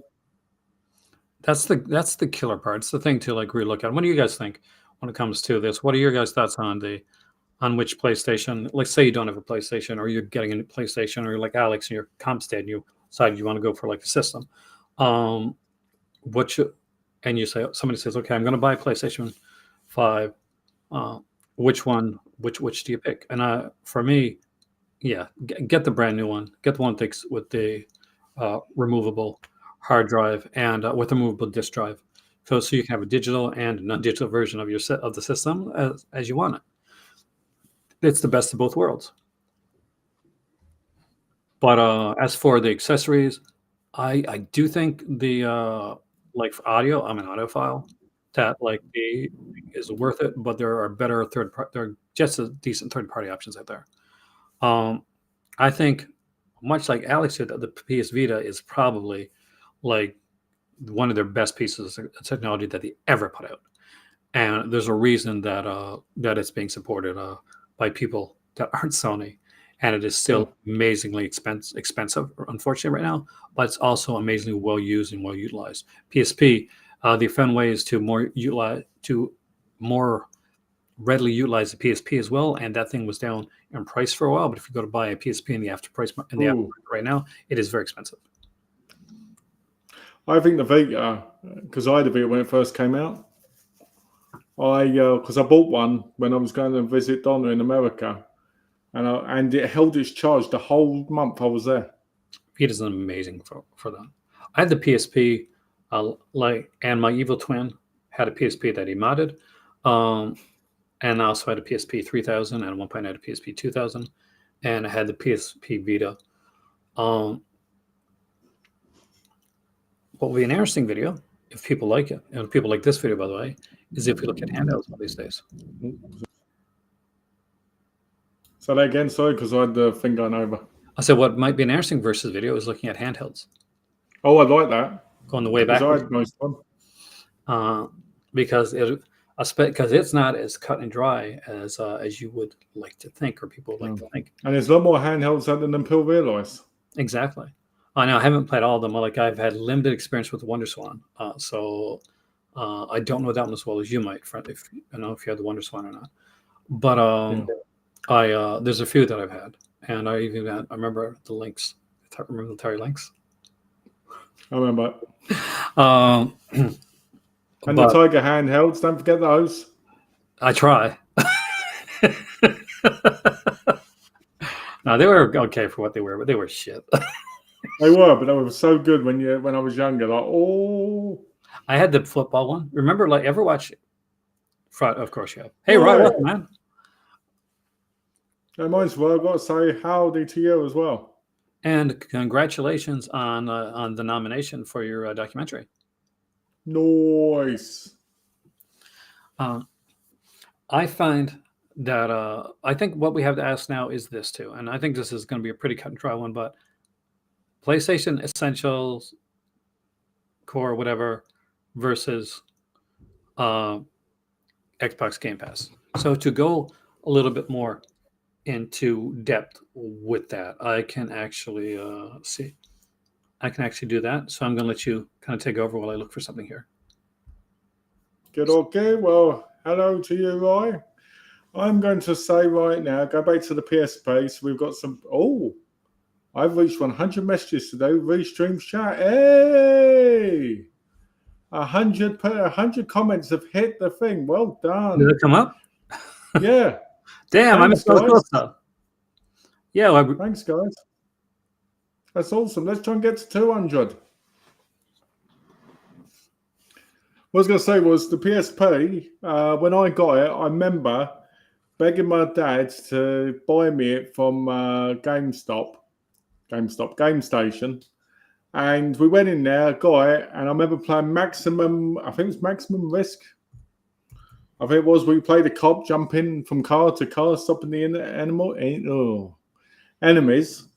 And I really miss that handheld because it was so good. Vita, I remember playing the Uncharted game on it and getting bored of it, and ended up playing the FIFA game because I thought the FIFA game was phenomenal on that. And Liberation too. Was it Assassin's Creed Liberation was on that? I think it was. Yeah. I didn't like playing Metal Gear Solid 2 and 3 on it though. I thought that a bit, and good things going on for Boutique to preserve and collect. Nice. Exactly. That's what I was. Oh. That is what I was talking about. Because you weren't here a minute, right? I have to keep muting now and again because I've got jets going over my house. So if there's awkward pauses for me, you know why. All right. Before we talk about the one. So I'm so looking forward to seeing this come get like a nice physical. Hey, I have a question, Ryan. Did I make the cut? Apparently, there was a short clip of my channel in that documentary. Did I make the cut? Why am I in this cut? You need to make a 50-minute interview with May. Well, if you're doing special features, Ryan, I'm just saying, if you're doing special features, we're available. You are available. Let's look at the thing that I think is most important right now when you're looking at a system. All right. Let's look at your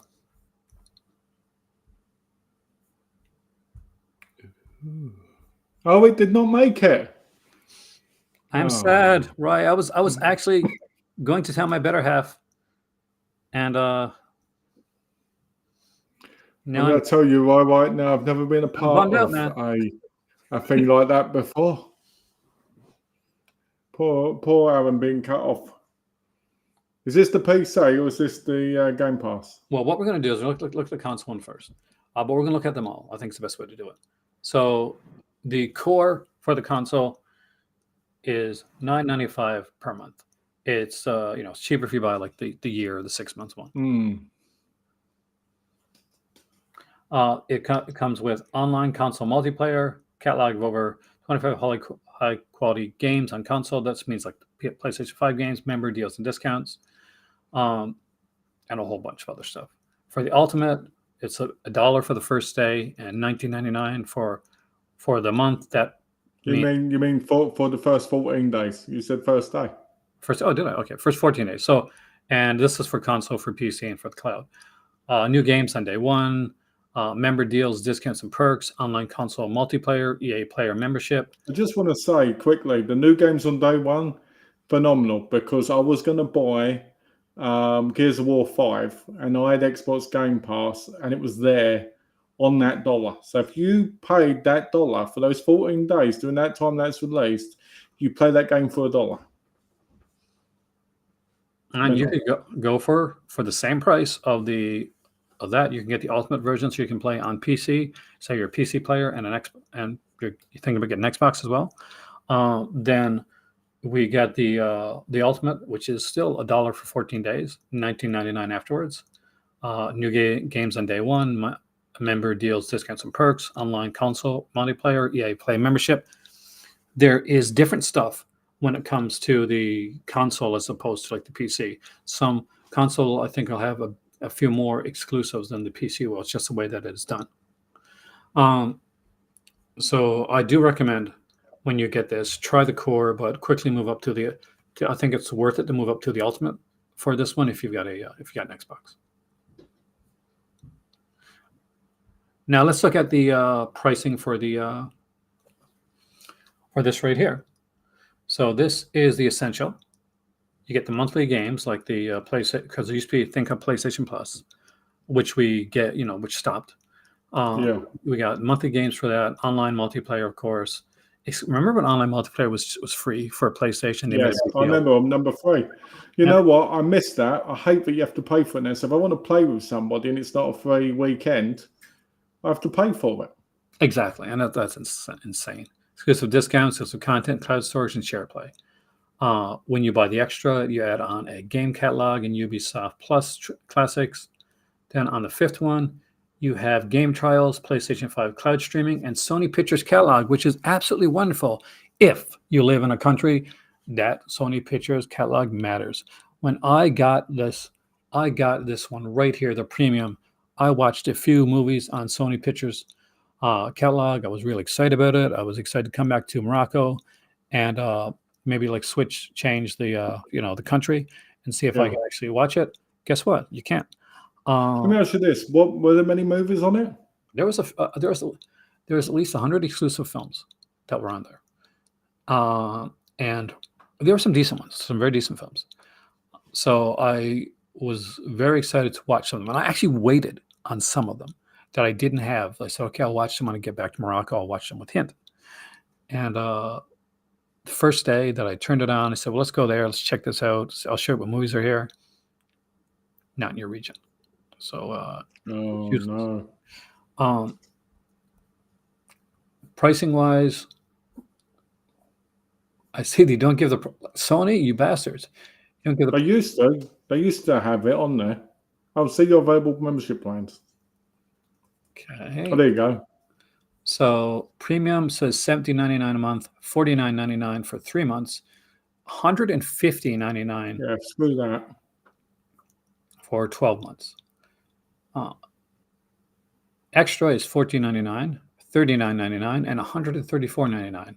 Essential is $9.99, $24.99, and $79.99. That is ridiculous. It's really gone up. Let's just do something here.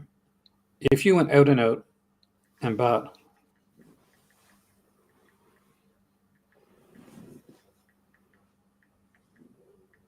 Game Pass, it's still like the Ultimate. It's still gonna be over $200 when you buy, but when you buy the Ultimate for 12 months. However, you can buy a card that gets it for a lot cheaper, and they do have a lot of deals with Game Pass, basically, where you can get it for extremely cheaper than $19.99 a month, which is it's very important. And also know that once you use that $19.99, that 1 month for $14.99, you ain't using that again. That's not something you can just like. There was a time when you could keep using. I used to do it every year. Yeah, now they switched that out. But pricing is comparable. I do think that there's some nice options here for savings right out the gate here. I think that Xbox there's a bit more like when you're going for savings. There's like different ones that you can do. But it's for me this is more worth it. Yeah. Than this is. That's so nice. They do it per month, not per year. Because I just did it by $19.99. But when you go in and see 4 and 6, like 6 and 12 months, it's different there as well. Which is so for you, Game Pass Ultimate or PlayStation Premium? It's Ultimate for me. I've had PlayStation Plus. I've always been a PlayStation gamer, but to be honest with you, even those discounts ain't worth it for the most part. Yeah, and I think the discounts are the same on Xbox. It's just where Sony shows them out of the gate. Xbox isn't showing them right now, but once you go in there, the same discounts are there. And not just that, PlayStation has trophies, so people care more about that for the most part, don't they? If they're that obsessed, with the collecting. Like here is the Xbox All Access, for instance. And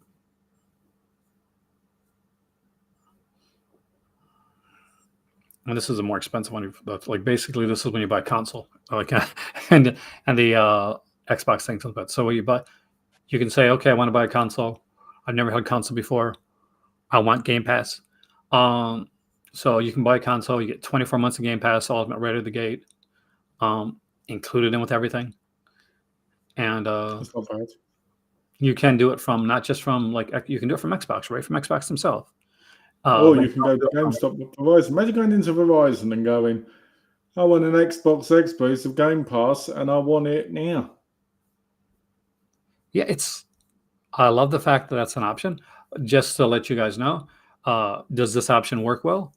Yes, because here's the thing. I got my Xbox through a secondary market. And this is how I did mine. This is how I had the 2 years of Game Pass. Oh, nice. Where did you buy it from? What one? I got mine through a Canadian one, and it was the Source. I got mine through the Source, which isn't listed here, but the Source is one of the ones in Canada that gives you that option. Nice. I'm going to go when we're back to America, which I probably will at some point. All right, I'm going to get mine from Radio Shack. You think you would move back to America? I spoke about this. If in the future, if in the future Japan doesn't work and I don't know with a wife from there, I'm happy to go and maybe live, in America again. Where'd you go? What area of the states would you like to go to? Oh, I'd move to New York. Of course. Then I definitely visit you because New York is one. I'd live in New York with my penthouse, right? And I'd go to Matty's Buffalo. What was it? Garage sale. Buffalo horror garage sale. Buffalo horror sale. I'd go there and buy all his stuff, and I'd have him round for a party, and we'd be cheering each other on while watching whatever. We would definitely visit because Hin's home away from home, aside from Canada, is New York. She lived there for years. And we have friends there. One of her friends is a dancer in New York. Ooh, what kind of dancer? Because I might be interested. That kind of dancer. But it's a place that I've always wanted to go that I've never been. I've never been to New York, guys, and You've never been visited the Big Apple? I've never visited the Big Apple. It's one of those dream places on my list. I think, like I said, we talked about this. I said, well, Japan's my dream place, but I think New York is one of my dream places, even over Japan, just because of that. Like I've never I've been to Maine when I was a kid, right, in the United States, because it was close, because I lived in Ontario. But I've never been to, like, as an adult, I've never been to the United States and been to an area like New York. I really love to go to New York. People ask me, what do you think New York's like? I always go, it's basically an upper class version of London. I can see that, actually. Because everybody's walking so fast, and they're also rude at times when they're pushing by each other, during the rush hour. Oh, Piccadilly Circus, right? Yeah. I walked to Piccadilly, man. It was so nice. We walked through Piccadilly at night, went into Hard Rock Cafe, had really good pasta there. Oh, nice. There he is. Hey, Rafe, welcome, man. Whee. All right, so let's go move on to the Switch. There are 3 versions of the Switch. While you say this, I'm going to quickly grab myself a drink. Alrighty, it's pretty easy. We got the OLED, which is the newest version. What's different? It's got an OLED screen, my friends. You can play on the TV, you can play tabletop, you can play a handheld mode. The original had the non-OLED screen. Love Xbox One, Xbox 360. Pretty cool, man. You can buy it on TV, you can play tabletop, and you can play handheld. And of course, there is a Switch Lite, which is really the successor to the 3DS. And pretty much, hey, you want to play most of your Switch games, you can play them, but you can play them on the. You saw like Mr. Stubby go by. You're adorable. You are adorable. You are. You can play them on. You can play them basically on the go. This cannot be hooked up to a TV. So these two are to be hooked up to a TV and be used as a handheld, whereas the Switch Lite, which I do have, and I have it in this color, by the way. How do I have a Switch and a Switch Lite? I bought a Switch when we moved to Nova Scotia, and the company that I worked for in my last year working for them in Nova Scotia, they had a contest that year for sales, and there's a bunch of prizes that came out that year. And what I won was the Switch Lite. So I paid $0 for my Switch Lite. Well, I paid a bit because I paid taxes off my check. So the differences here, the original and OLED Switch come with the Joy-Con controllers, which have a lot of drift sometimes, but you can change them. So that's the thing, you can fix and buy new controllers. You can't buy Joy-Con controllers for the Switch Lite. There's the issue right there. Of course, it has the dock for the OLED and the original. That being said, there is a better dock for the OLED since docking system allows video output to a TV dock. Also has a built-in wired LAN port with a LAN cable that is done separately.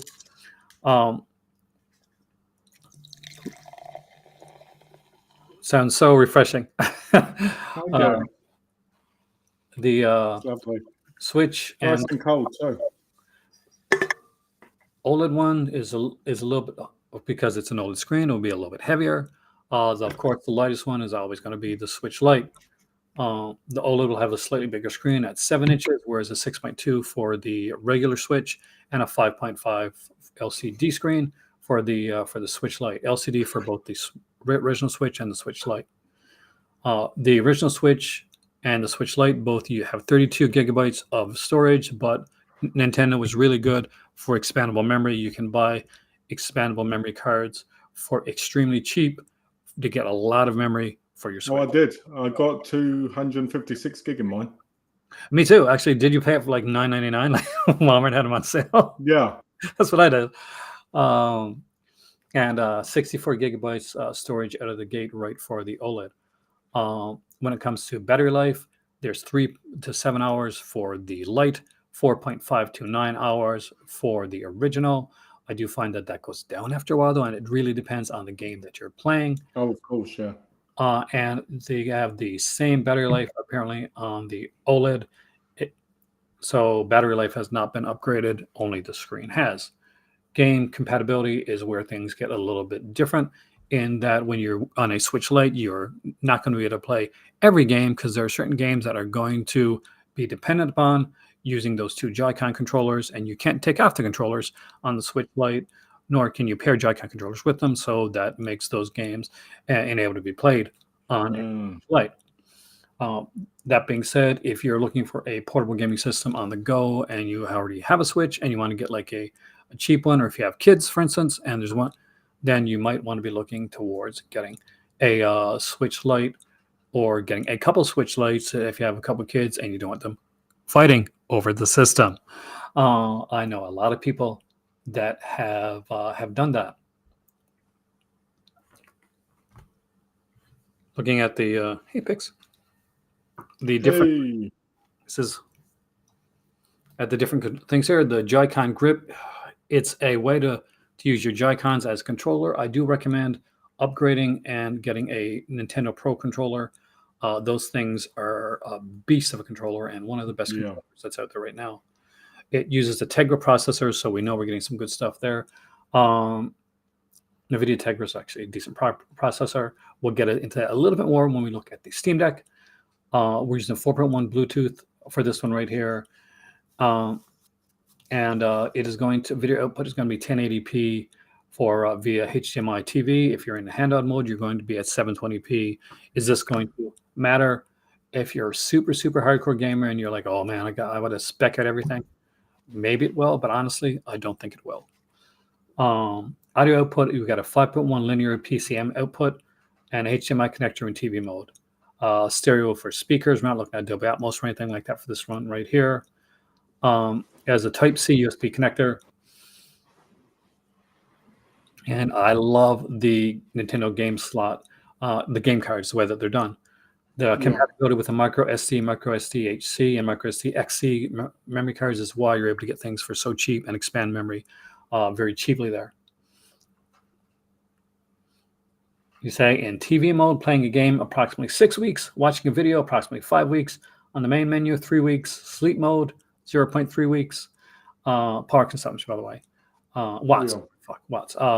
Sleep mode approximately 2.2 watts, and power off 0.3.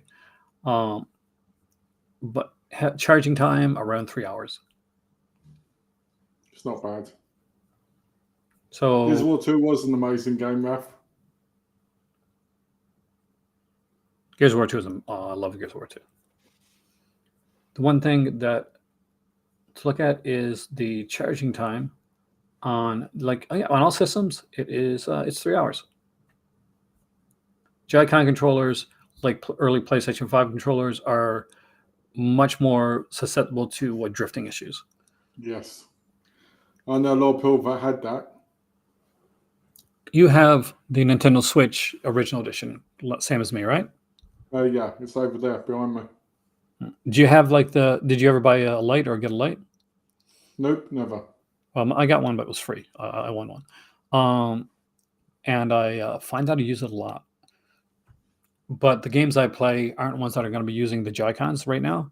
Say, for instance, if I was playing, and if I was playing the games that use the Joy-Cons, usually that's multiplayer stuff, so I'll be playing with other people. Sure. And then I'll be playing with, usually the people that I'm playing with is our hidden sisters or brother-in-law, stuff like that. So that would be... Okay. So for me, I'm playing a lot of Pokemon. I'm playing things like Breath of the Wild. I'm playing things like right now I play a lot of Animal Crossing? Yeah, I play the hell out of Animal Crossing right now. And but I don't have any islands to go to because nobody has an island. And I do love those games. They're fun.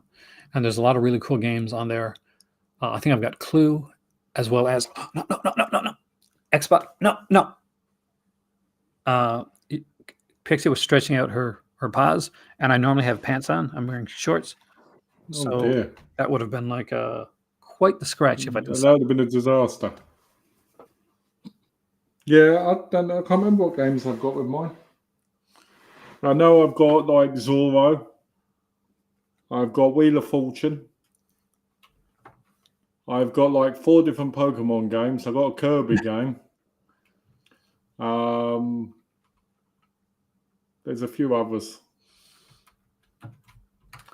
But we'll go right into the Steam Deck, I think, from here. That way we can talk about everything. So there's the Steam Deck LCD and the Steam Deck OLED. So we'll look at the Steam Deck LCD first. You can see what it has here.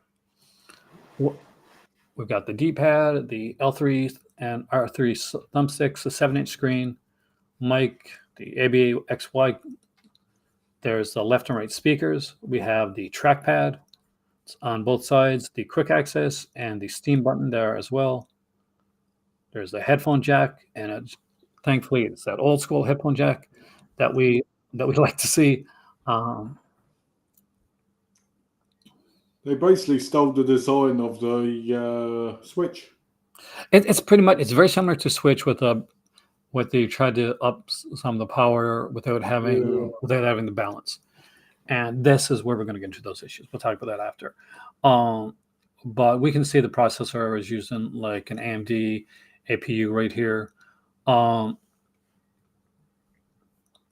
It's got 16 gigabytes of RAM, like on board. Storage wise, there is different versions.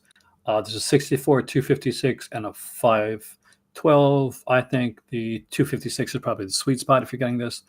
I would not go for the 64.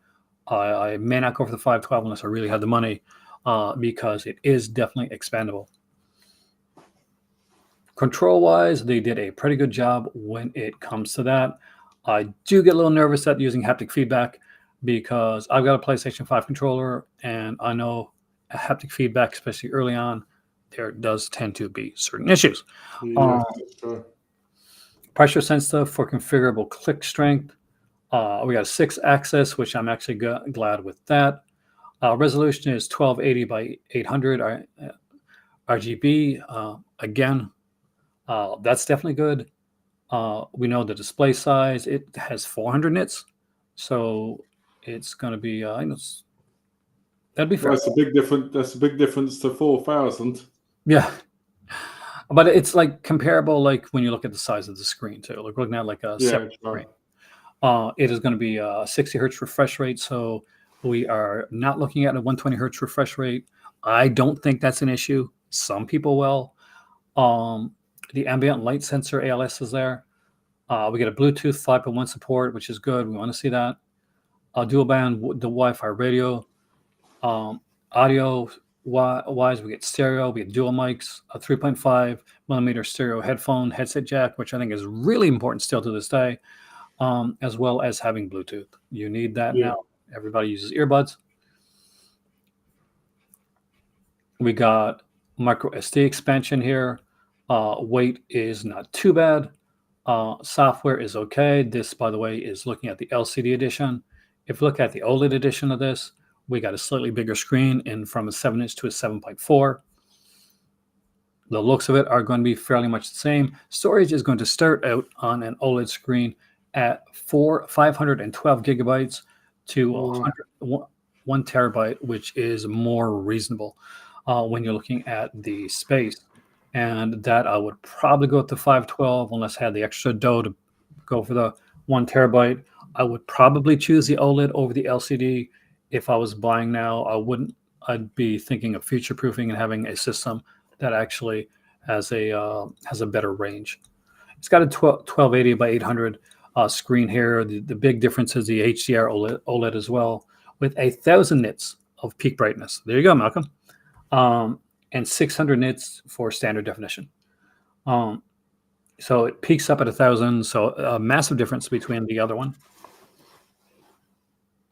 We're looking at a 5.3 Bluetooth compatibility with the dedicated Bluetooth antenna, which is good to have there, with a tri-band, a Wi-Fi 6E radio as well. We have in channels, we got the dual microphone. We still have that 3.5 stereo headphone, which I think is very dual microphone. I like that. It says so you can talk to people. Oh yeah, while you're gaming on the system. Yep, stereo with embedded DSP for an immersive listening experience as well.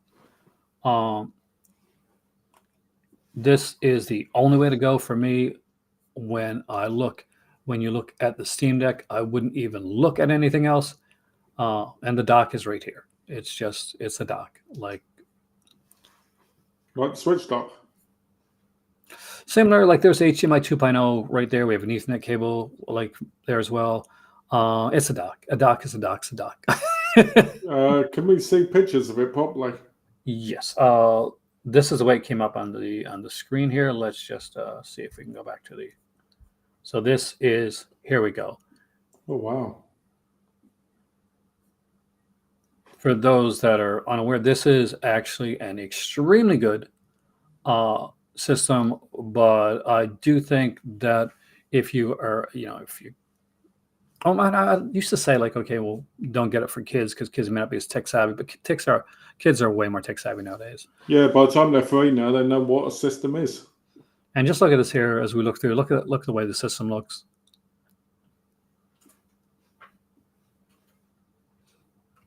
You can switch out you can change, much like a gaming computer. You can change the spec. You know what it looks like? It looks like the system from Surf Ninjas. Do you remember that system? It is a bit hefty, battery wise for this one. It doesn't have the greatest battery, but its battery is not as horrible as people make it out to be either. And it does give definitely some cool things to play. Oh, how much? There we go. We're getting the pricing. I want to get the pricing part of it. $399 for the LCD 256, which I think is an okay price for this. $549 for a 512 OLED, and $649 for the 1 terabyte OLED right now. I'd say like these will eventually go down, and they do go down when we go to games places to get this type of stuff. As always, they say 3 to 12 hours of battery life on the OLED, depending upon the game that you're playing and the specs that you're using. If you've ever played on a gaming PC, then you know that your battery life on a game PC is very horrible. So this is actually better gaming life than most gaming PCs that aren't plugged in.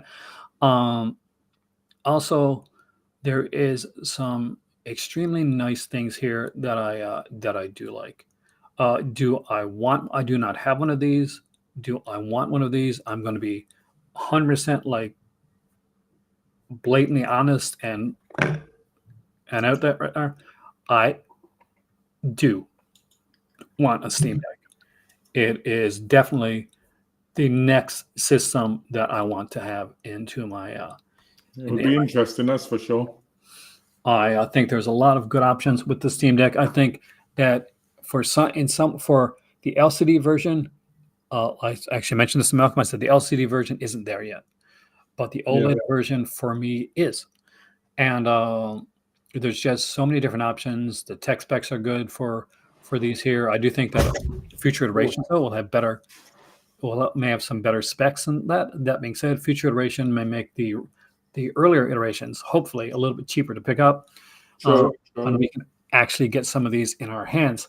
I do like the extra. You can see there that it has some extra controls on the bottom. There we have those extra triggers, which I am. I wonder if they're for driving.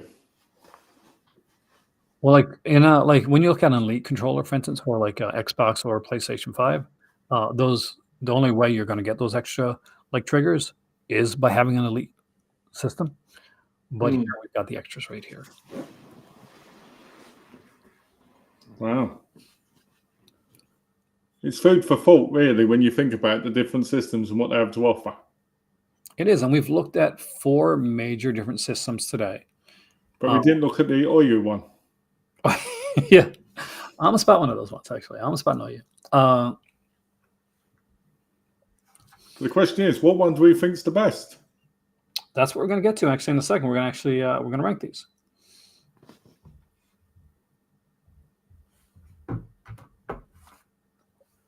Let's put the fancy background here for a second. Let's do this. Ooh. Are you feeling fancy now? Feeling very fancy. I'm feeling hypnotic. So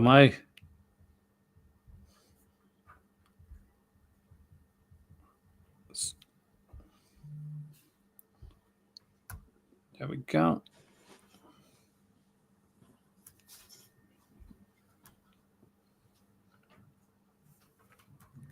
So we chose Xbox Series X as our preferred Xbox system. We chose PlayStation 5 the one with the physical media version. We chose for Nintendo Switch, the OLED edition. Yeah.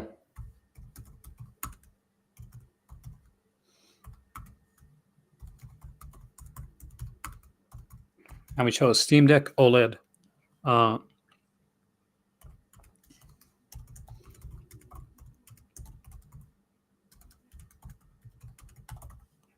So we'll see who's still here, because I'm sure it's pretty much gone down by now, like we have here on the screen. I think we still got a lot of people here. So here we go. And I'm going to start with you. Xbox Series X, PlayStation 5 Physical Media Edition, the Nintendo OLED, the Steam Deck OLED. Which do you choose? But before you tell me which one you choose as your number one, let's have you rank them. What, from reverse? Yeah, from work, not from work, but like from when you'd buy. No, I mean like from least to. Yeah. Okay, well for me it'd probably be the Steam Deck, not because I don't want one, but because I haven't played it, I haven't used it, and so I can't really judge it. Xbox, I've played other Xboxes, and I do like Xbox a lot, so I'd probably put that. I think okay. So Steam Deck would be number 4.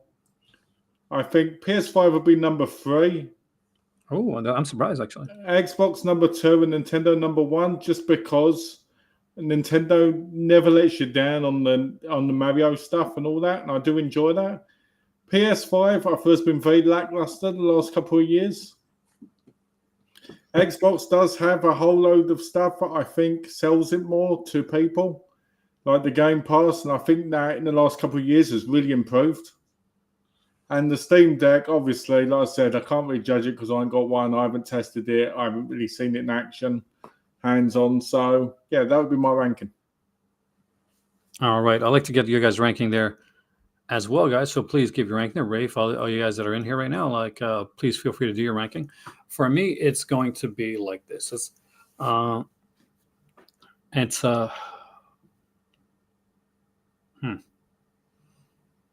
I have to at this point,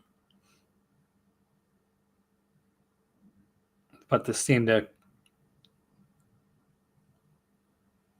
I'm having a crisis of conscience. I like the exclusives on the PlayStation 5. But I do think they've been extremely lazy in this generation. I love the controller. I had a bad controller. That happens. That doesn't mean that I don't like controller. I think the DualSense controller is really, really good, and one of the best controllers of this generation. I think games like Spider-Man 2 are some of the better games that I've played, and I love the Ryzen games as well. We have Let's try Steam Deck, Xbox, Nintendo, PS5. So that's Alex's there. Thank you, Alex. But I really appreciate that you put it in there. So for me, I'm going to put Steam Deck last. I'm going to put PlayStation 5 third. Because the innovation, aside from that, I feel like they've rested on their laurels too much. As fans, we have to push them, and if we don't, they won't. I will put Nintendo in second, and I'll explain in a second. And I will put Xbox in first place. And the reason I do that is because I think, as far as across, as much as I love my on-the-go gaming, and as much as I think that is an incredible innovation, and that it's moved things so much further ahead, it's the Xbox Game Pass and where they're taking it that I think is truly an innovation that goes past just a console. Because Xbox Game Pass, for those that are unaware, isn't just Xbox Game Pass on your Game Pass. What they're working towards is making Xbox Game Pass, and it's already happening in some TVs, is that it's becoming an app on TVs where you just have to go out and buy a controller, get Xbox Game Pass, get your new TV. you got your Game Pass already on there, and you go to your Game Pass app. I mean, I've noticed it on my TV. I've got Mirage and all that on there if I want it. Yeah, and that's amazing. So that they're taking it to that level. If Sony would let them, I am certain Xbox would have no issue with having Game Pass on a PlayStation 6. No issue at all, because they are concerned more with getting more people in, move the infrastructure, more money, than they are with let's make this seem super exclusive. Why limit when you can broaden? Xbox has broadened the field. They have worked a lot with Nintendo. Right. A lot of Nintendo, Cuphead, Xbox exclusive, a great Xbox exclusive, found its way in other systems because Xbox didn't mind going there. Starfield, which I liked, but a lot of people didn't, and I did have some issues at the beginning. It's moving its way onto other systems. That's the thing. Xbox is smart when it comes to Xbox has decided that, hey, you know what? By spreading it out, this helps us in the long run. The future of gaming for them is to become like the Netflix. They want to become the Netflix of gaming. They have done it. They are there. Game Pass is there. It is the Netflix of gaming. Everybody else, Nintendo's eShop, it is horrible, but it's all we got. Their last eShop was way better than this one on the Switch, by the way. I agree. Actually, it was a lot better.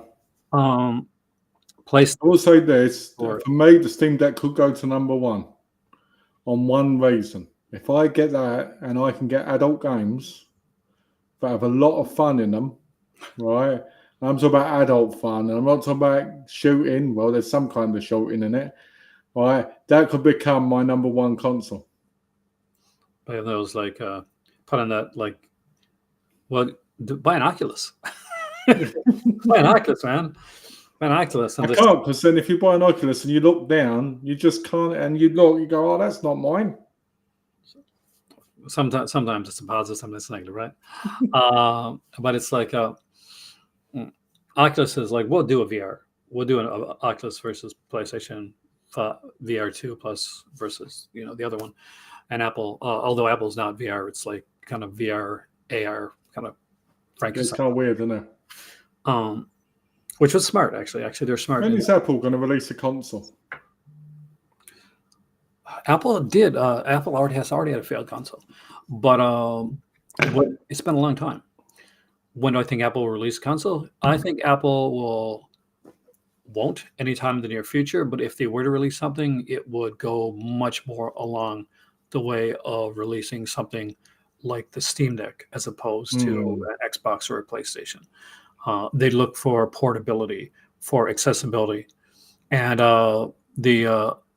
the option of like just getting a console as getting something like right now we're at a time when people are on the go, people are moving, people are doing things. Yeah. And you would think that at a time period when everybody end up staying at home for quite a period of time, that might change things. That may not. That you may not need the portability, but you still did, because then you had multiple people at times in a home, and sometimes at those times with one or two TV sets.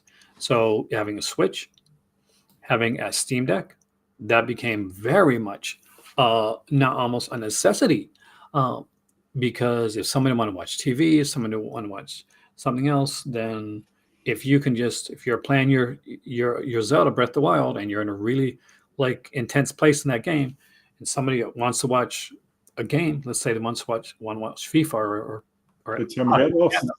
then you just take out your thing, you play, you keep playing on your Switch.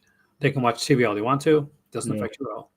Well, when me and Donna were in the pandemic, and she'd want to watch, I say, get down on it or get lost. No, we were lucky because we had it upstairs and downstairs. She could watch stuff upstairs. I could play downstairs. So, and it's kind of like it now. She's got her own place upstairs where she does that. Yeah, watch her stuff. But still, we still have we like to watch a lot of shows here together, and sometimes in with the big TV. So, but I'll be which is a good. I'll take my Switch, and I did that like the other day. Like she was watching a Call of Cthulhu video, which it's a game. It's a role playing game, and they usually go like 4 hours long or over sometimes. So I was just looking at my Switch. I was playing like Animal Crossing. She was watching Call of Cthulhu thing. I was listening to it in the background. Almost like a podcast for me, and playing like Animal Crossing. And then switched over, played a little bit of Pokemon. It's that accessibility thing is important, but I think overall I had to give the win to Xbox because Game Pass is, pardon the pun. Yeah, that's what I think it wins. I think it wins hands down for that and for the price. Because the way I see it is this, right? If I pay $20 a month and I'm beating 12, 15 games, they're costing me less than $1.50 each. That's true. And I mean, like, think of it this way. Like, you bought the, let's just say you wanted to go out and buy the Texas Chainsaw Massacre game. And you wanted to buy one other game, okay? Games on Fire and Large now cost around $80 each. Say you wanted to buy Call of Duty. You want to buy new Call of Duty, and you wanted to buy Texas Chainsaw Massacre. There, you go to the counter. It's going to cost you what, $160 tax in close to close to 200, 180. If you're getting them like secondhand, then you're looking at maybe $100, $120, right? Yeah. For the price of what you're paying for a year of Game Pass, that's 2 games. Yeah, that's 2 games. I'll give you an example, right? I've been watching a lot of Melusine stuff, right? And I was like, you know what? I want to watch some of this Digital Playground stuff, right? That was released. You know the movies, right? The parodies. I looked online. The Blu-rays were like $40 each. That's before getting shipped here. So I went, you know what? Let me have a look around, and I found to watch them for a cheaper price, which is basically nothing, right? Because I already had the system to be able to do that. And I think when you got Game Pass, it's a similar thing. If I go out and buy Gears of War 5 for $69.99, I'm wasting my money if I can get Game Pass for a lot less. Yeah, obviously, if you want to get the game, you can play it for that $14.99 or $19.99, right? But then you've got that time afterwards to play other games. And I'm sure people will come back with things like, oh, what about like if there's like expansions or what if there's other things on here? Well, still to that point, for instance, if you pay $20 down the road for like an expansion on a game, that's still cheaper than paying $80 plus $20. Yeah. You tell them. And if you wanted to wait for the Game of the Year edition, that's fantastic, but that's going to be at least a year or 2 down the road. And you cannot even at that point, if a game's ongoing, be sure that Game of the Year edition is going to have every bit of expansions. They'll have expansions up to that point. There we go. There we go. So you said at the beginning of this video that you were going to say later on why you didn't or have not yet picked up an Xbox. You said you were going to save that for later. Okay. The reason I've not picked up an Xbox is because I was burnt last time in the last generation. Not because the Xbox let me down or anything like that, but I was playing just the exclusives on it, and there weren't that many released in that period, like big ones. Yeah. So I said to Di, you know what? Next generation, I'm going to get one console, and then I'll get the others as they go down to a decent price, because I can always play those games later. It was the era back then. What's that? It was that back then, during that time period, it very much was the era of exclusives, and Xbox was trailing behind it. That's what I mean, yeah. So that's why I got the PlayStation 5. Obviously, I don't really count the Nintendo Switch as this generation, even though it is. I kind of classify it as the last generation. Do you know what I mean? So I had that technically before I had, the other 2, or the other one. So the Xbox, I would probably get maybe in a year or 2 if it goes down. Not because it's a bad console by any means, but because I think with the way consoles are priced now, and the way it is, I think it's good to have one, focus on that, unless you can afford to get another one, or you really want one, Let's just say, for instance, you walked Black Friday comes. You walk to a store and you see an Xbox Series X for under $200. Oh, I'd buy it. Yeah. No question, I'd buy it, wouldn't I? I mean, I bought PlayStation 5 because two reasons. One, it was available when I picked up in game. Yeah. And two, because I knew I'd have the most exclusives on it. Exactly. And I knew I'd constantly be using it. The Xbox, I would have probably bought if it was the reverse way round and been there. But then I probably would have had to buy the PlayStation 5. So, you know, that I don't game as much as I used to. So... And for me, it's the opposite. I game more than I used to because I don't. Because you're playing Conan. Yeah. And well, not just Conan, but like, well, not now. I'm not playing Conan now.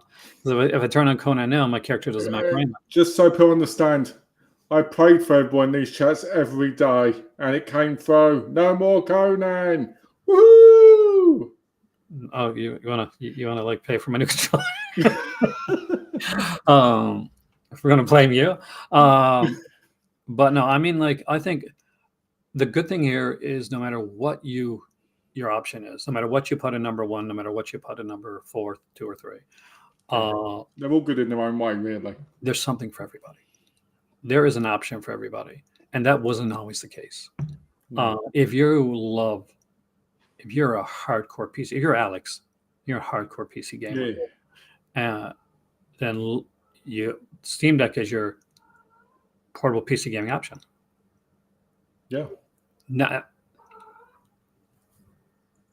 Hello? That was not an option for people before. You either spent like $5,000, like I said, on a PC gaming system, or you went without. Yeah. Well, the only thing I miss about modern day gaming is I miss how different named games were completely different games on the different systems. That's what I miss most of all. So you could play like Toy Story, the video game on PlayStation, and you could play it on, let's say, Nintendo 64 or the Dreamcast, and they'd be completely different games. And I miss those days because they gave you a reason to own the consoles for the same game, even though it was a different game. I mean, for the longest time, I was so pissed about the exclusivity being gone. So much that I was so mad at Xbox for giving up on it, for it being like, what are you doing? Like, you're killing yourself. You're killing your system. And then you saw the light, and you understood what they were doing. I saw the forest I couldn't see the forest for the trees. They could. Using a lot of my grandparents' idioms here today. And that's an incredible thing to be there and to see that. But we looked at 4 very viable options for people, gaming wise, with very different price ranges as well. Yeah. I do think if you are going through the Steam Deck option, I would say to save your money and go for the OLED, even though it's much more expensive. Yeah, you're going to look towards the future for something. Go big or go home. That's what I say. For the other ones as well. I mean, for Xbox, I can honestly say I have seen the X and the S both in person. And although the specs are different, there are people that have given up their X. I just realised they missed out here. They could have said that we've got the S, the X, and the E. Put the sex in Xbox. Well, if they have an Elite, they can do that. You can always do that. There you go. See, they missed out on that. They could have gone Xbox sexy. Do you remember the Xbox advert where the guy gets birthed out the woman and goes through the sky and then he dies into the thing? Do you remember that? That's such a weird. That was a brilliant advert. That's when adverts mattered. But I mean, like, it is a great time for gamers right now. I think what we should do is I think we should compare 4 more things next time. And I think what we need to compare is, I don't know, what could we compare? I will find out. We got more verses coming up. We had a lot of suggestions for the verses. So there's a lot more verses that we can do for that as well. I do want to eventually us to do like a hardcore, a pre-tape edition, just me and you going through some stuff. And but this one has been so thorough and so on track that I feel I don't need to do it as fast as I thought I was going to have to do. Yeah. Like, I have to thank the people in the chats for like really bringing it. when it came to this. Like, there's not a time when I'll talk on a topic, and we will get like, so we'll go everywhere. We'll be like, Yeah. we'll start and talking about. We'll start talking about this to then talking about like a TV show, or we'll be talking about how one of us lost our leg in Vietnam or something. Yeah, like one of our latest videos, we got into it seemed like a therapy session. You know, it was a good video, by the way. But you guys kept things so on track, and I think I'm gonna say, put it out there. Hopefully, it's because we chose a topic that that went well for like a long-term video, and I think a lot of it as well was, you know, most people nowadays in our age group, right, have all at some point played games. You know, if this was like your pops age group, people would be a bit more dumbfounded by video games. You know what I mean? Like, they'd be like, oh yeah, I know Pong, but you know, as now everybody played something. You know, when they were growing up, because it was such a big medium in their face. And nowadays, you pick up your phone, you play something, right? Yeah, that's what I mean. So many different options out there. Exactly. But it's yeah, I wanted to talk about some other stuff, but I don't want to waylay. I wanted to talk about I know I did last summer, like recall and stuff like that, but I'm going to save that for its own video. We'll be back later in a couple of hours for another 4-hour stream. And I'll leave this one as it is. Again, by the way, guys, if you want to super sticker, super chat, or donate, you can do that. However, if you want to support either one of us individually as well, the links are in the description box down below for each of our Buy Me a Coffees. Yep.